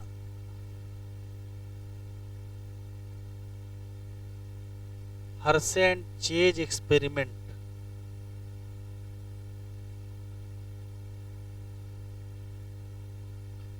और हर्से एंड चेज एक्सपेरिमेंट में क्या क्या यूज किए थे? तो एक तो बैक्टीरिया था, कौन सा?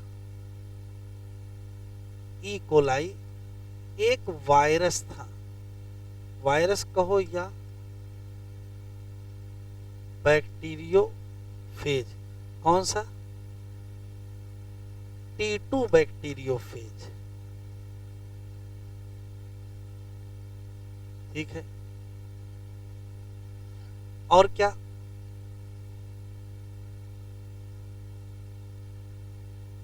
रेडियो एक्टिव सल्फर, कौन सा? 35S। और रेडियो एक्टिव फास्फोरस 32P। इतना यूज किए थे। ठीक है, इन्होंने क्या दे दिया? तो कहोगे final proof,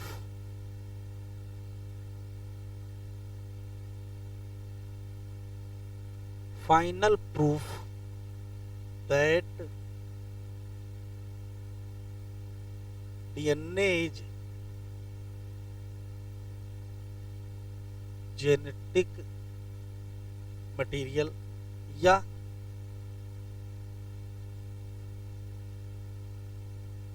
यूनिक्विवोकल proof that DNA is genetic material। तो चाहे फाइनल प्रूफ कहो चाहे यूनिक्विवोकल प्रूफ कहो, ये इनसे जुड़े सवाल हैं कि 1952 का टाइम है। Alfred Hershey and Martha chase वैज्ञानिक हैं। हर्शे एंड चेज एक्सपेरिमेंट है, एक्सपेरिमेंट में बैक्टीरिया भी है, कौन इकोलाई, वायरस कौन, बैक्टीरियोफेज या T2 बैक्टीरियोफेज, और रेडियो एक्टिव सल्फर और रेडियो एक्टिव फास्फोरस का इस्तेमाल करके एक्सपेरिमेंट किए और फाइनली दुनिया को बता दिए। क्या? फाइनली दुनिया को ये बता दिए कि डीएनए ही क्या है, जेनेटिक मटेरियल है। इतना अगर आप याद रखोगे तो लगभग रटने वाले सारे क्वेश्चन सॉल्व हो जाएंगे, अब समझने वाले शुरू हो जाएंगे।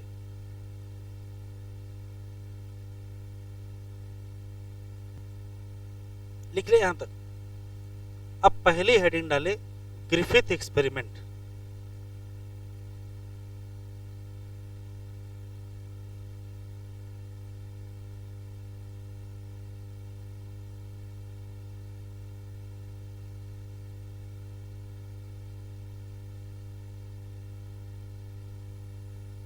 सुन लीजिए, ग्रिफिथ ने एक्सपेरिमेंट किस पर किया? तो एक बैक्टीरिया है जिसका नाम, लिखते चले, उस बैक्टीरिया का नाम स्ट्रेप्टोकाकस निमोनी है।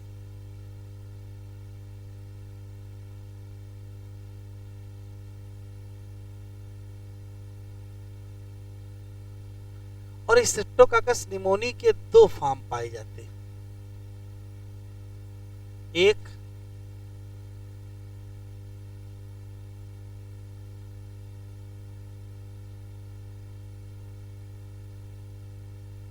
आर स्ट्रेन,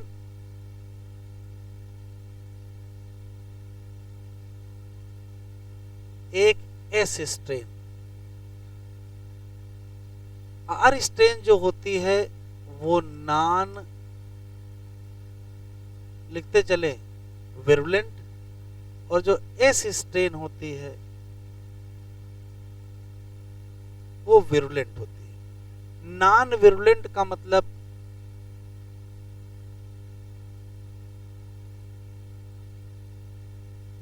नॉन पैथोजेनिक, और विरुलेंट का मतलब पैथोजेनिक। नॉन पैथोजेनिक का मतलब नॉट काजेज निमोनिया, और पैथोजेनिक का मतलब काजेज, मेरे आवाज ना आए। अब सवाल है कि अगर ये पैथोजेनिक और नॉन पैथोजेनिक है तो इसका नाम एन स्ट्रेन और इसका नाम पी स्ट्रेन रखना चाहिए था, तो ज्यादा बढ़िया रहता। रख दिए हैं आर और एस, तो कुछ तो कारण होगा। तो होता क्या है कि ऐसा बैक्टीरिया जिसकी कॉलोनी रफ होती है। रफ क्यों होती है? सरफेस पर म्यूकस की कोटिंग नहीं पाई जाती है। तो जिस बैक्टीरिया के सरफेस पर म्यूकस की कोटिंग नहीं होगी उसका अपीयरेंस रफ होगा। तो रफ के नाम के चक्कर में क्या पड़ गया? आर। ऐसा बैक्टीरिया जिसके सरफेस पर म्यूकस की कोटिंग पाई जाएगी, पॉलीसेकेराइड कोटिंग पाई जाएगी, उसका अपीयरेंस स्मूथ होगा। और अगर स्मूथ होगा तो क्या रख दिया गया? S strain. तो आर स्ट्रेन की खास बात क्या है? Rough surface. क्यों? एब्सेंट है of mucus coating on surface. और एस स्ट्रेन का मतलब एस स्ट्रेन का मतलब है स्मूथ सरफेस। क्यों? प्रेजेंस है किसका? Mucus coating on surface. और ये म्यूकस कोटिंग किसकी बनी होती है? पॉलीसेकेराइड। तो जिसमें पॉलीसेकेराइड कोटिंग होगी वो स्मूथ, और जिसमें नहीं होगी वो रफ। ये पॉलीसेकेराइड कौन बनाएगा?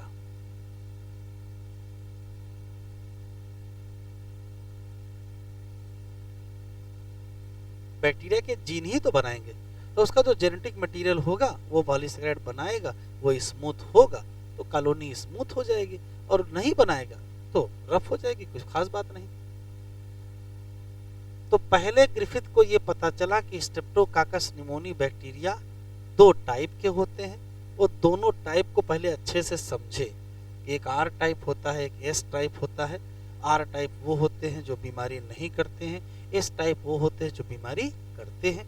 और जो नहीं करते हैं वो रफ होते हैं, और जो करते हैं वो स्मूथ होते हैं। ये जो पॉलीसेकेराइड म्यूकस कोटिंग है यही एंटीजेनिक होती है या पैथोजेनिक होती है। जो म्यूकस का कोट है यही बीमारी करता है। तो उसके पास म्यूकस का कोट है ही नहीं तो बीमारी नहीं कर पाता है। इसके पास म्यूकस का कोट है तो ये बीमारी कर लेता है। ये पहले जानकारी ग्रिफिथ ने इकट्ठा कर ली। शुरू करें। फिर इन्होंने कहा लाओ अब एक्सपेरिमेंट करके देखते हैं। तो क्या एक्सपेरिमेंट किया वो समझना है।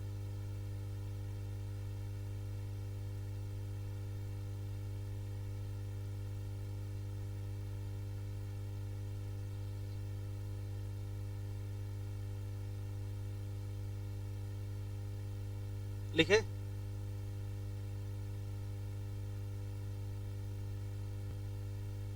अब एक्सपेरिमेंट क्या किए थे वो देखना है। तो देखो, सबसे पहले इन्होंने ले लिया लाइव एस स्ट्रेन।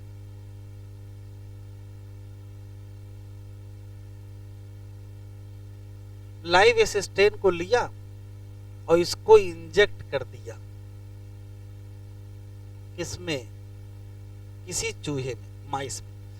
तो ये बताओ, ये विरुलेंट फॉर्म है, ये बीमारी करने वाली है। चूहे को निमोनिया हो जाएगी और चूहे की क्या हो जाएगी? डेथ। तो रिजल्ट ये हुआ, लिखते चले, माइस डाइट, क्योंकि उसको बीमारी हो जाएगी। ठीक है। फिर इन्होंने क्या लिया?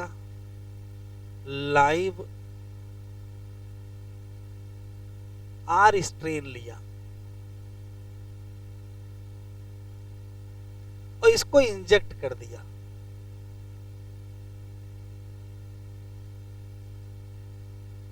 माइस में। तो चूहे को भाई बीमारी नहीं होगी, माइस लाइव, क्योंकि ये बैक्टीरिया बीमारी नहीं करता था। फिर इन्होंने क्या किया? मार दिया। हीट किल्ड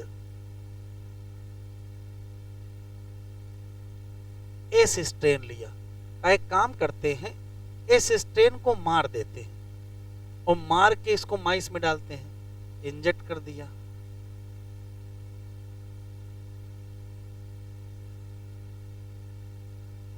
तो जैसा रिजल्ट एक्सपेक्टेड था वैसे मिला। भाई बैक्टीरिया ही मर चुका है तो वो चूहे को क्या मारेगा? भाई वो स्वयं मर चुका है ना। तो अगर एस स्ट्रेन मर ही चुका है तो बीमारी फिर नहीं हुई, और बीमारी नहीं हुई तो माइस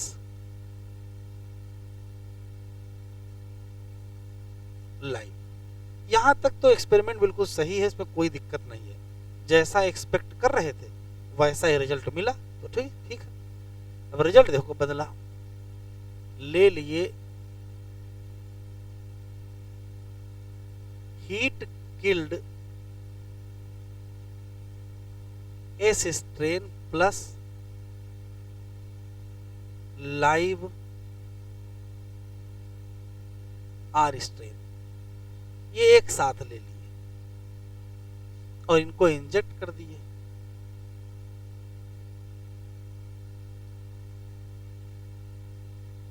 अब ध्यान से सुनिएगा, बस यही असली इनका एक्सपेरिमेंट है।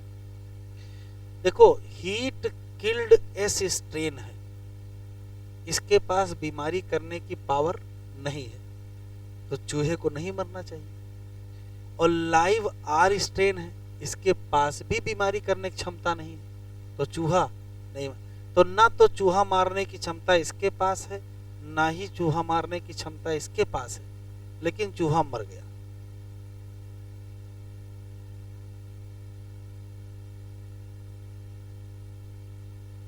ग्रिफिथ समझे कि हो सकता भाई हमारे एक्सपेरिमेंट में कुछ गड़बड़ हो गया हो सकता चूहा पहले से किसी और बीमारी से बीमार हो और मर गया हो और नाम इनका लग गया।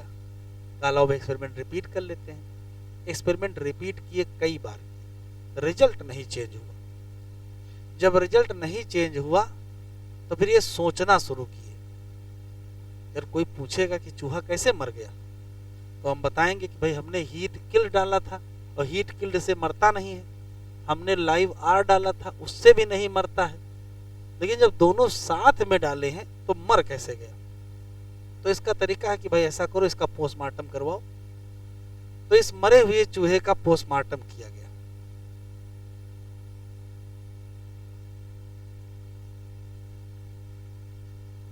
कहा पोस्टमार्टम की रिपोर्ट क्या है, तो कहा गया कि जो मरा हुआ चूहा है, इसकी जो डेड बॉडी है,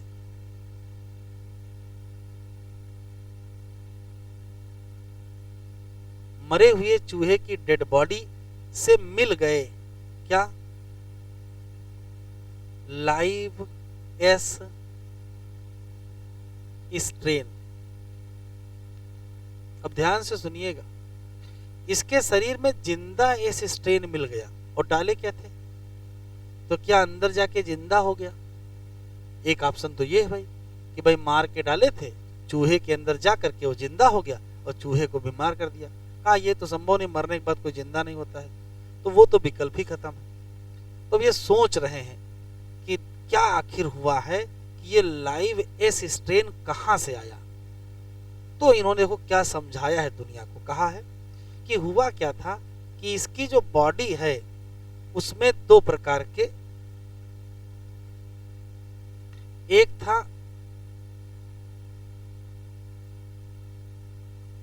हीट किल्ड एस स्ट्रेन और एक क्या था, लाइव आर स्ट्रेन। इसी में तो होना चाहिए था। कहा हुआ ये है कि जो लाइव आर स्ट्रेन है वो कन्वर्ट हो गया है किसमें, एस स्ट्रेन में। Transform into live S strain. ध्यान से सुनिएगा, इनका कहना है कि जो आर स्ट्रेन था वही क्या बन गई है, एस स्ट्रेन बन गई है, और जब वो एस स्ट्रेन बन जाएगी तो बीमारी कर देगी, चूहा मर जाएगा। तो लोगों ने पूछा कि आखिर ये आर वाला एस स्ट्रेन में बदला कैसे। तो ये कह रहे हैं, क्या ध्यान सुनना, ये कह रहे हैं कि कुछ ना कुछ मरे हुए एस स्ट्रेन से कहां आया है, आर स्ट्रेन में आया है। मरे हुए एस स्ट्रेन से आर स्ट्रेन में कुछ आया है। लोगों ने पूछा क्या आया है, कहा कुछ ना कुछ तो आया है मेंडल की स्टाइल में। ठीक है, क्या नाम दे दिए, तो जो कुछ ना कुछ आया है, कुछ बता नहीं पाए,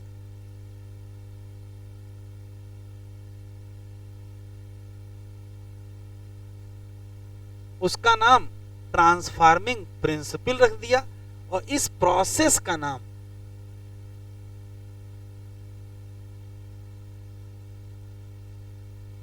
ट्रांसफॉर्मेशन रख दिया। ध्यान से सुन लीजिए, फिर लिखिएगा आराम से। इनकी डेड बॉडी से जीवित एस स्ट्रेन मिले, जीवित एस स्ट्रेन मिलने का कंक्लूजन बता दीजिए।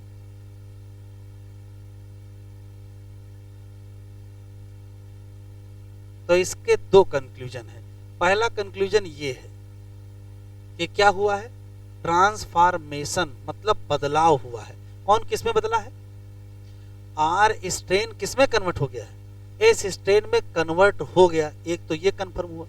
फिर लोगों ने पूछा कैसे, तो ये कह रहे हैं कि हीट किल्ड एस स्ट्रेन से जेनेटिक मटेरियल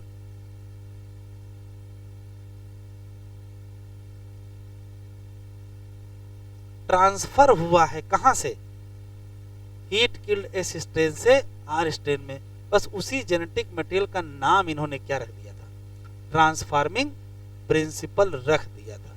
क्यों, ये बता नहीं पा रहे थे कि जो चीज एस स्ट्रेन से आर स्ट्रेन में आई है वो है क्या, नहीं बता पा रहे थे कि उसका केमिकल नेचर क्या है। तो उसका नाम इन्होंने क्या रख दिया, कहा वो ट्रांसफार्मिंग प्रिंसिपल है। इनके एक्सपेरिमेंट के 10-15 साल बाद 3 वैज्ञानिक आए, आवेरी, मैकलियार्ड और मैककार्टी, और उन्होंने अपने एक्सपेरिमेंट से ये बताया कि जो ट्रांसफार्मिंग प्रिंसिपल है ये जेनेटिक मटेरियल है, और ये है वास्तव में क्या, ये डीएनए है। ये किसने बताया, आवेरी, मैकलियार्ड और मैककार्टी। इनका एक्सपेरिमेंट क्लियर हो गया, लिखो।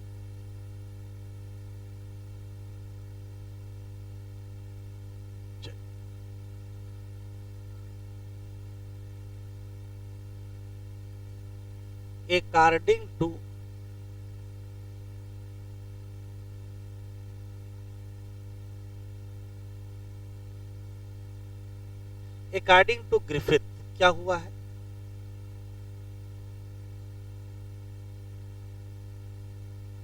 लाइव आर स्ट्रेन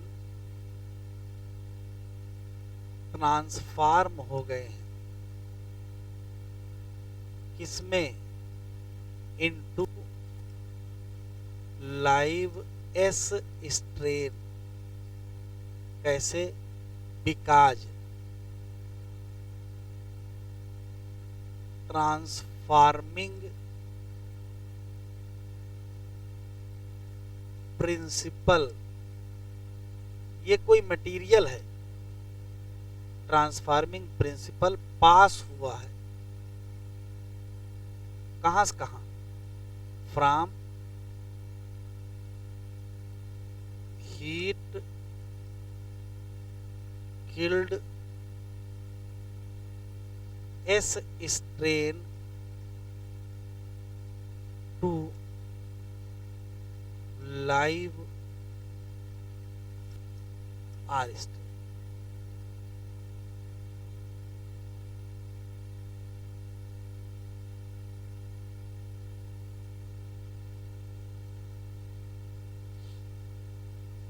तो आवेरी, मैकलियार्ड और मैककार्टी काफी बुद्धिमान लोग थे, इन्होंने दिमाग लगाया।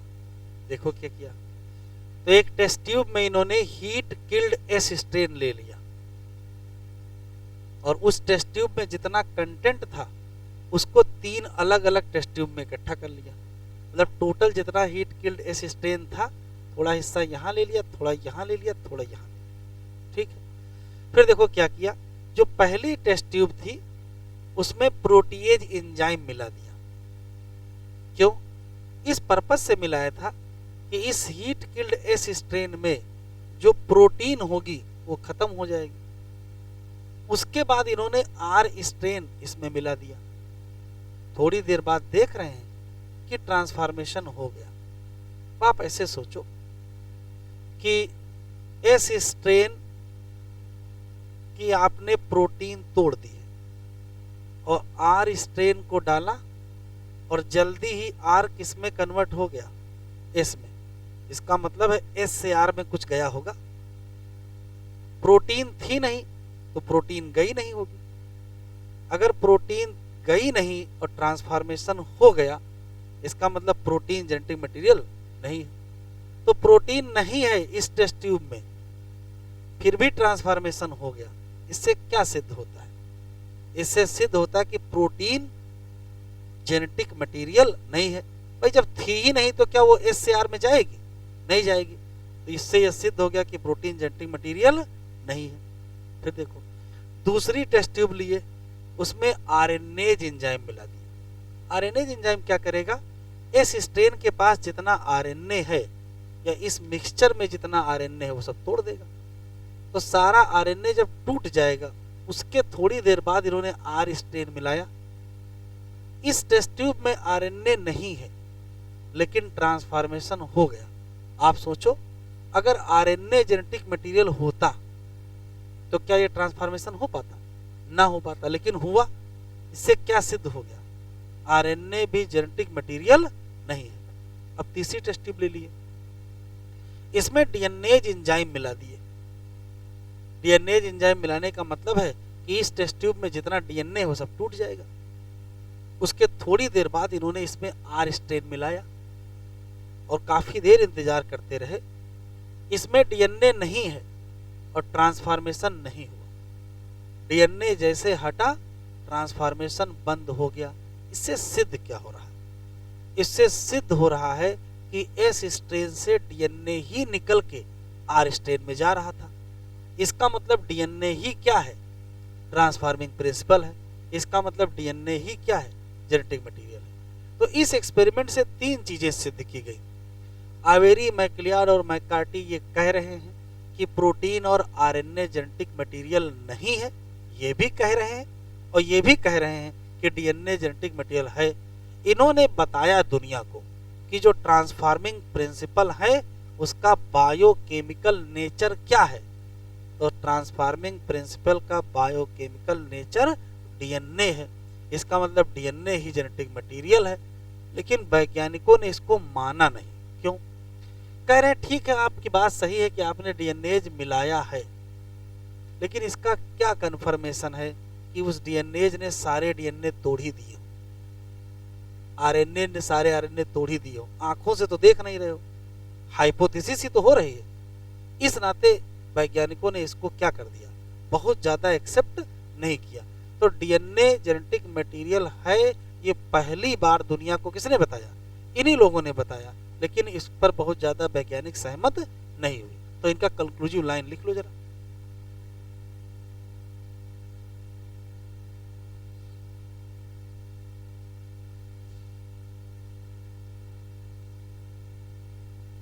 According to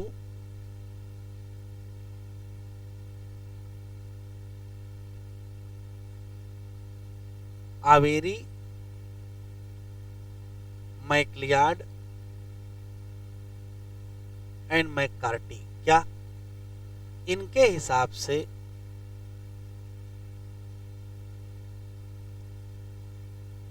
biochemical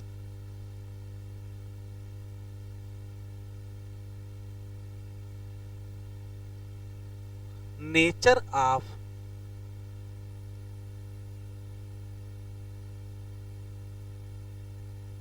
transforming principle is क्या है? डीएनए। इन्हीं के हिसाब से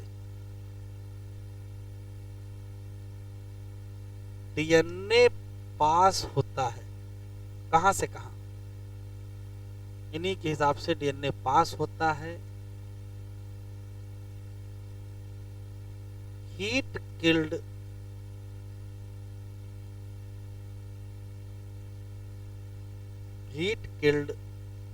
एस स्ट्रेन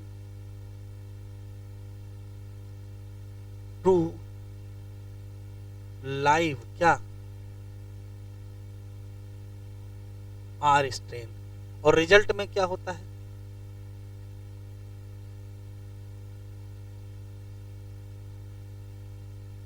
रिजल्ट में ट्रांसफॉर्मेशन हो जाता है, बदलाव हो जाता है। इन्हीं के हिसाब से डीएनए ही क्या है?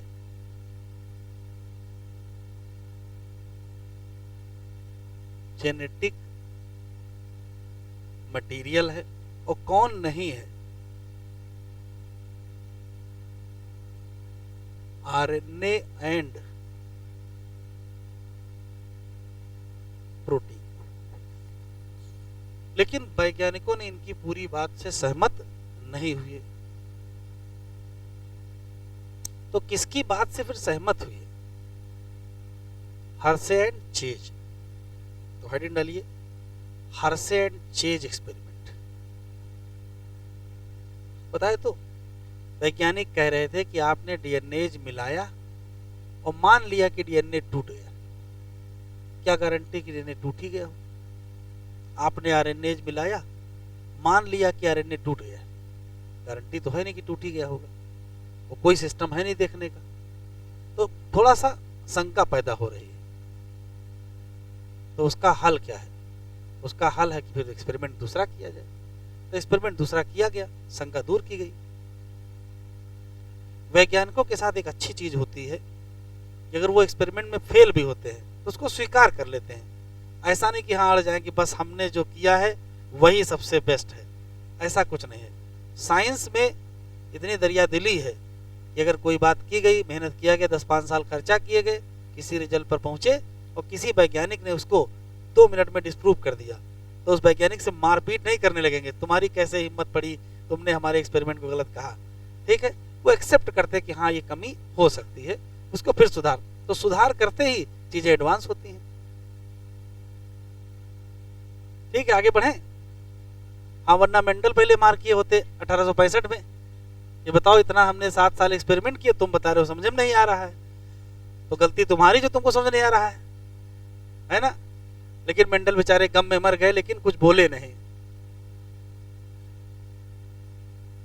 शुरू करें, चलो हेडिंग डालो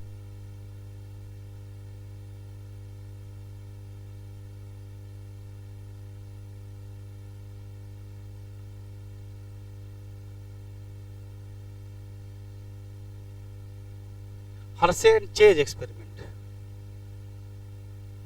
देख लो इन्होंने क्या दिमाग लगाया। इन्होंने कहा कि एक बैक्टीरियोफेज वायरस है,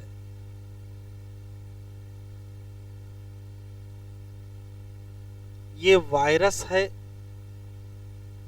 जो इन्फेक्ट करता है किसको? बैक्टीरिया। और इसको कहते क्या है? बैक्टीरियोफेज। ठीक है, कोई दिक्कत नहीं। कहा जो बैक्टीरियोफेज है इसके पास डीएनए होता है,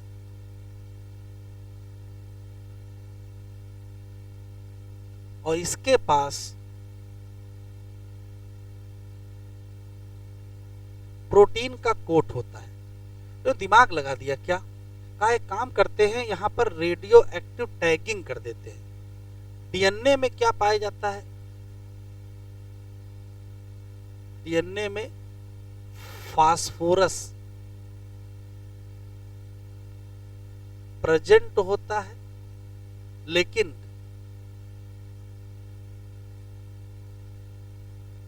सल्फर एब्सेंट। और प्रोटीन कोड में सल्फर प्रेजेंट होता है, बट लेकिन फास्फोरस एब्सेंट होता है। इन्होंने 2 रेडियो एक्टिव आइसोटोप ले लिए,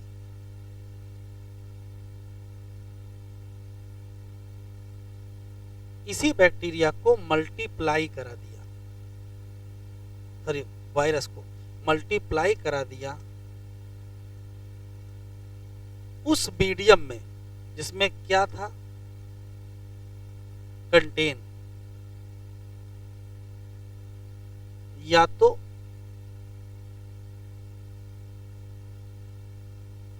रेडियो एक्टिव फास्फोरस, कौन सा ले लिया?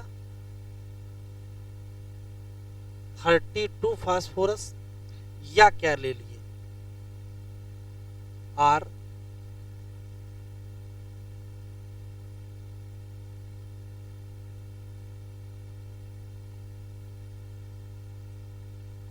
रेडियो एक्टिव सल्फर क्या?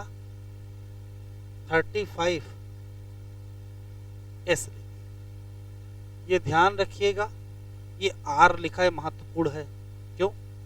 इस बैक्टीरियोफेज को लीजिए और जिस मीडियम में मल्टीप्लाई कराइए उस मीडियम में केवल ये लीजिए, तो फिर ये न लीजिए।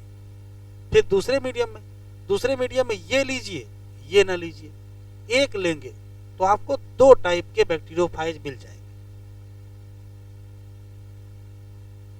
2 टाइप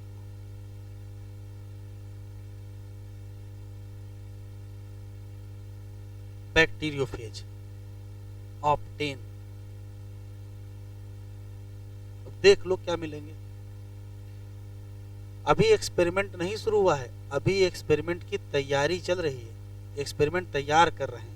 आप सोचो कि मान लेते हैं कि ये एक बैक्टीरियोफेज लिया और उस मीडियम में डाल दिया जिसमें केवल रेडियो एक्टिव फास्फोरस है, सल्फर नहीं है, तो होगा क्या?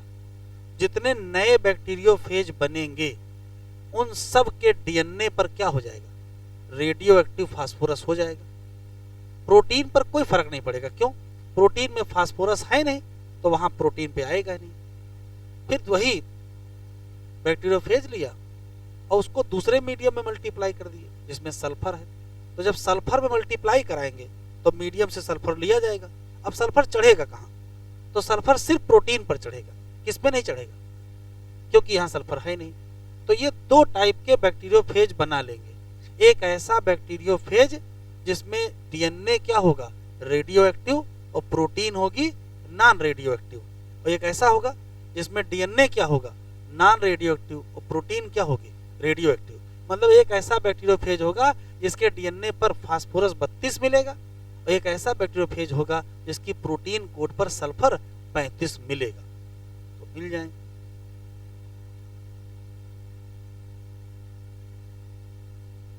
अभी एक्सपेरिमेंट नहीं शुरू किया है, अभी तो तैयारी चल रही है। एक्सपेरिमेंट तो बहुत छोटा है, तुरंत समझ में आ जाएगा।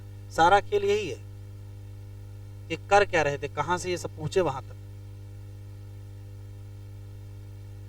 2 टाइप के बैक्टीरियोफेज बनाएंगे, एक बनाएंगे दूसरा और एक दूसरा। देखते क्या है। यहां तक हो गया?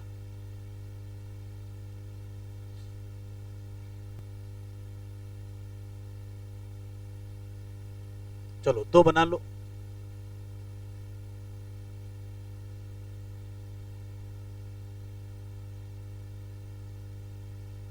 ये एक बैक्टीरियोफेज तैयार हो गया।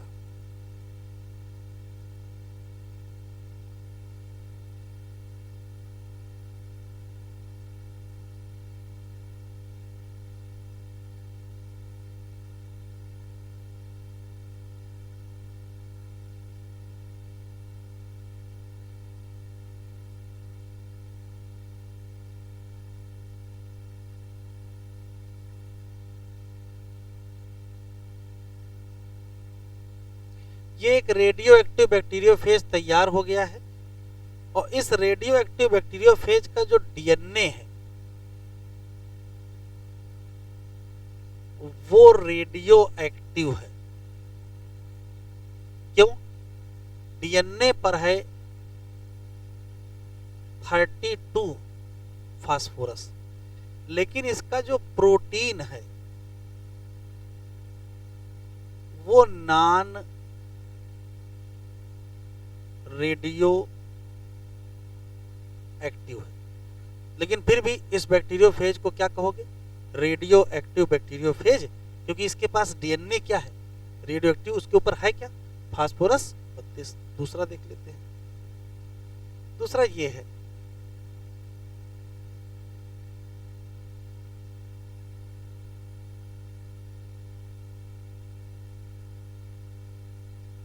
इसका भी नाम रेडियो एक्टिव बैक्टीरियोफेज है। बस खास बात यह है कि इसका जो डीएनए है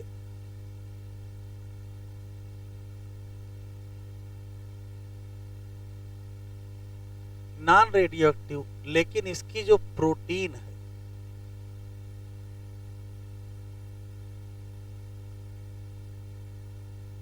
वो रेडियो एक्टिव है, क्योंकि प्रोटीन पर है क्या? 35 सल्फर। तो 2 प्रकार के बैक्टीरियोफेज बना लिए।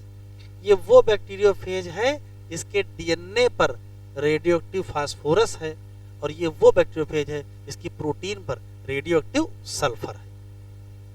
रेडियोएक्टिव सल्फर और रेडियोएक्टिव फास्फोरस। अब एनसीईआरटी खोल लीजिए जरा, एक्सपेरिमेंट आज हो नहीं पाएगा, समझ ही नहीं आएगा।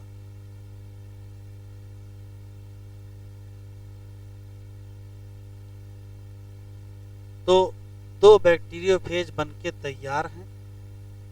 अब दोनों पर एक्सपेरिमेंट किया जाएगा, इस पर भी किया जाएगा, उस पर भी किया जाएगा। क्या करेंगे वो अगले लेक्चर पर देखेंगे। अभी तो जो पढ़े हैं उसको जरा एनसीईआरटी में पढ़ लेते हैं।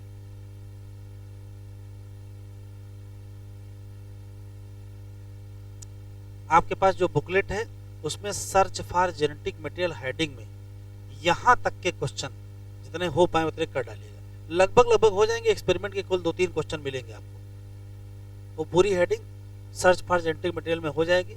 हाँ, डीएनए वर्सेज आरएनए जो है वो भी नहीं पढ़ाया है।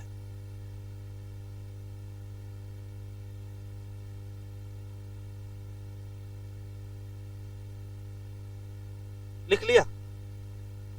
तो एक कैसा बैक्टीरियोफेज मिला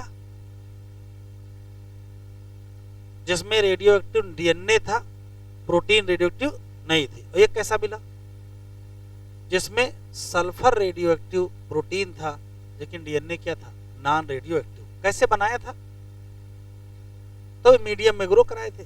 जिसमें फास्फोरस था उसमें फास्फोरस डीएनए चढ़ गया, और जिसमें सल्फर था उसमें सल्फर प्रोटीन पे आ गई।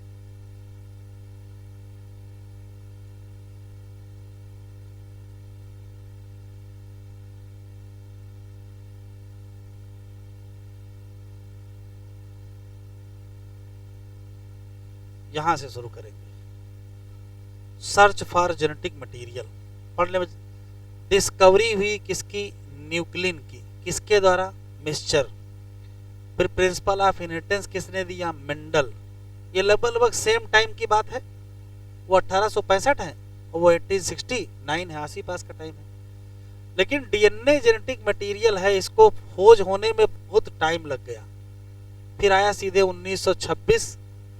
तब मैकेनिज्म किस लेवल पर पहुंची, जेनेटिक इनहेरिटेंस कहां पहुंची, मॉलिक्यूल लेवल पर।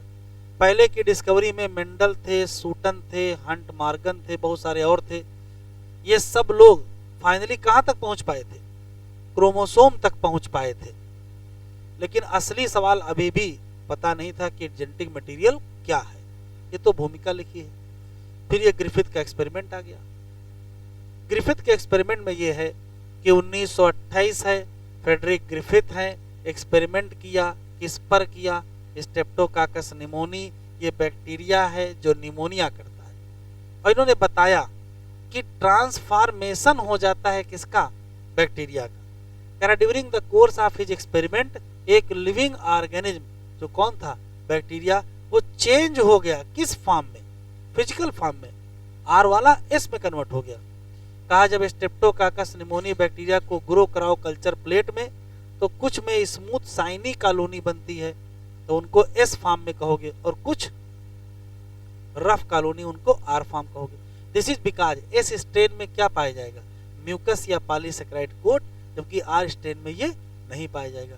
माइस जब इन्फेक्ट करते हैं एस स्ट्रेन से, ये विरुलेंट है, चूहा मर जाता है, इससे निमोनिया। और जब माइस को इन्फेक्ट करते हैं आर स्ट्रेन से, चूहा नहीं मरता है, निमोनिया। एस स्ट्रेन डालेंगे मर गया, आर स्ट्रेन डालेंगे नहीं मरा। फिर देखो ग्रिफिथ इस लायक हो चुके थे, एबल टू किल कर सकते थे बैक्टीरिया को। कैसे, हीट के द्वारा। इन्होंने ऑब्जर्व किया कि जब क्या डाले, हीट किल्ड एस स्ट्रेन को माइस में डाले तो नहीं मरा। एस स्ट्रेन इंजेक्ट किए मार के तो ये नहीं मरा। सारा खेल यहां से है। एस स्ट्रेन हीट किल्ड था, वह स्ट्रेन लाइव था। इसको इंजेक्ट किए, चूहा मर गया। फिर पोस्टमार्टम करवाए। जब इन्होंने इंजेक्ट किया मिक्सचर ऑफ किसका, हीट किल्ड एस स्ट्रेन और लाइव आर, तो चूहा मर गया। इससे इन्होंने, और देखो सबसे खतरनाक ये हो गया, इनको रिकवर मिल गए जीवित क्या, एस बैक्टीरिया कहाँ से, डेड माइस। ये पोस्टमार्टम से पता चला। तो इन्होंने कंक्लूड क्या किया वो देखो लिखा है, क्या कंक्लूड किया कि जो आर स्ट्रेन बैक्टीरिया है वो किसी ना किसी तरीके से समहाउ क्या कर गया है, ट्रांसफॉर्म कर गया है, किसके द्वारा, heat killed S bacteria.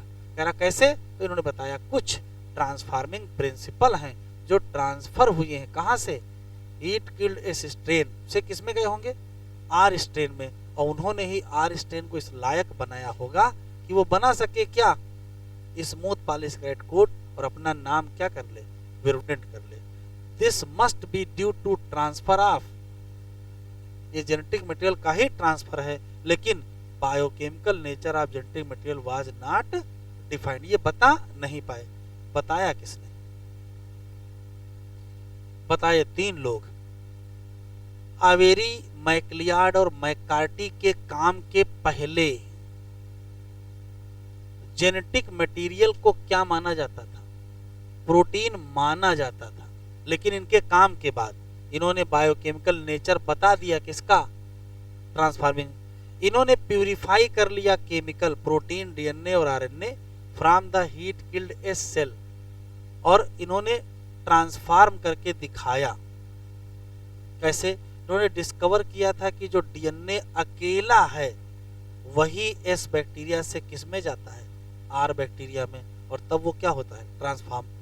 They also discover that protein digesting enzyme protease and RNA digesting enzyme RNase, इससे फर्क नहीं पड़ा था, ना प्रोटीएज से हुआ ना आरएनएज से कोई फर्क नहीं पड़ा, लेकिन transforming principle was not a protein not a RNA. लेकिन जब डाइजेशन किससे कर दिए, डीएनए से, तो तुरंत क्या बंद हो गया, ट्रांसफॉर्मेशन बंद हो गया। ये सजेस्ट करता है कि डीएनए ही है जो क्या कराता है, ट्रांसफॉर्मेशन। ये कंक्लूड करते हैं कि डीएनए ही क्या है, हेरिडिटरी मटेरियल है, लेकिन सभी वैज्ञानिक इससे सहमत नहीं हुए।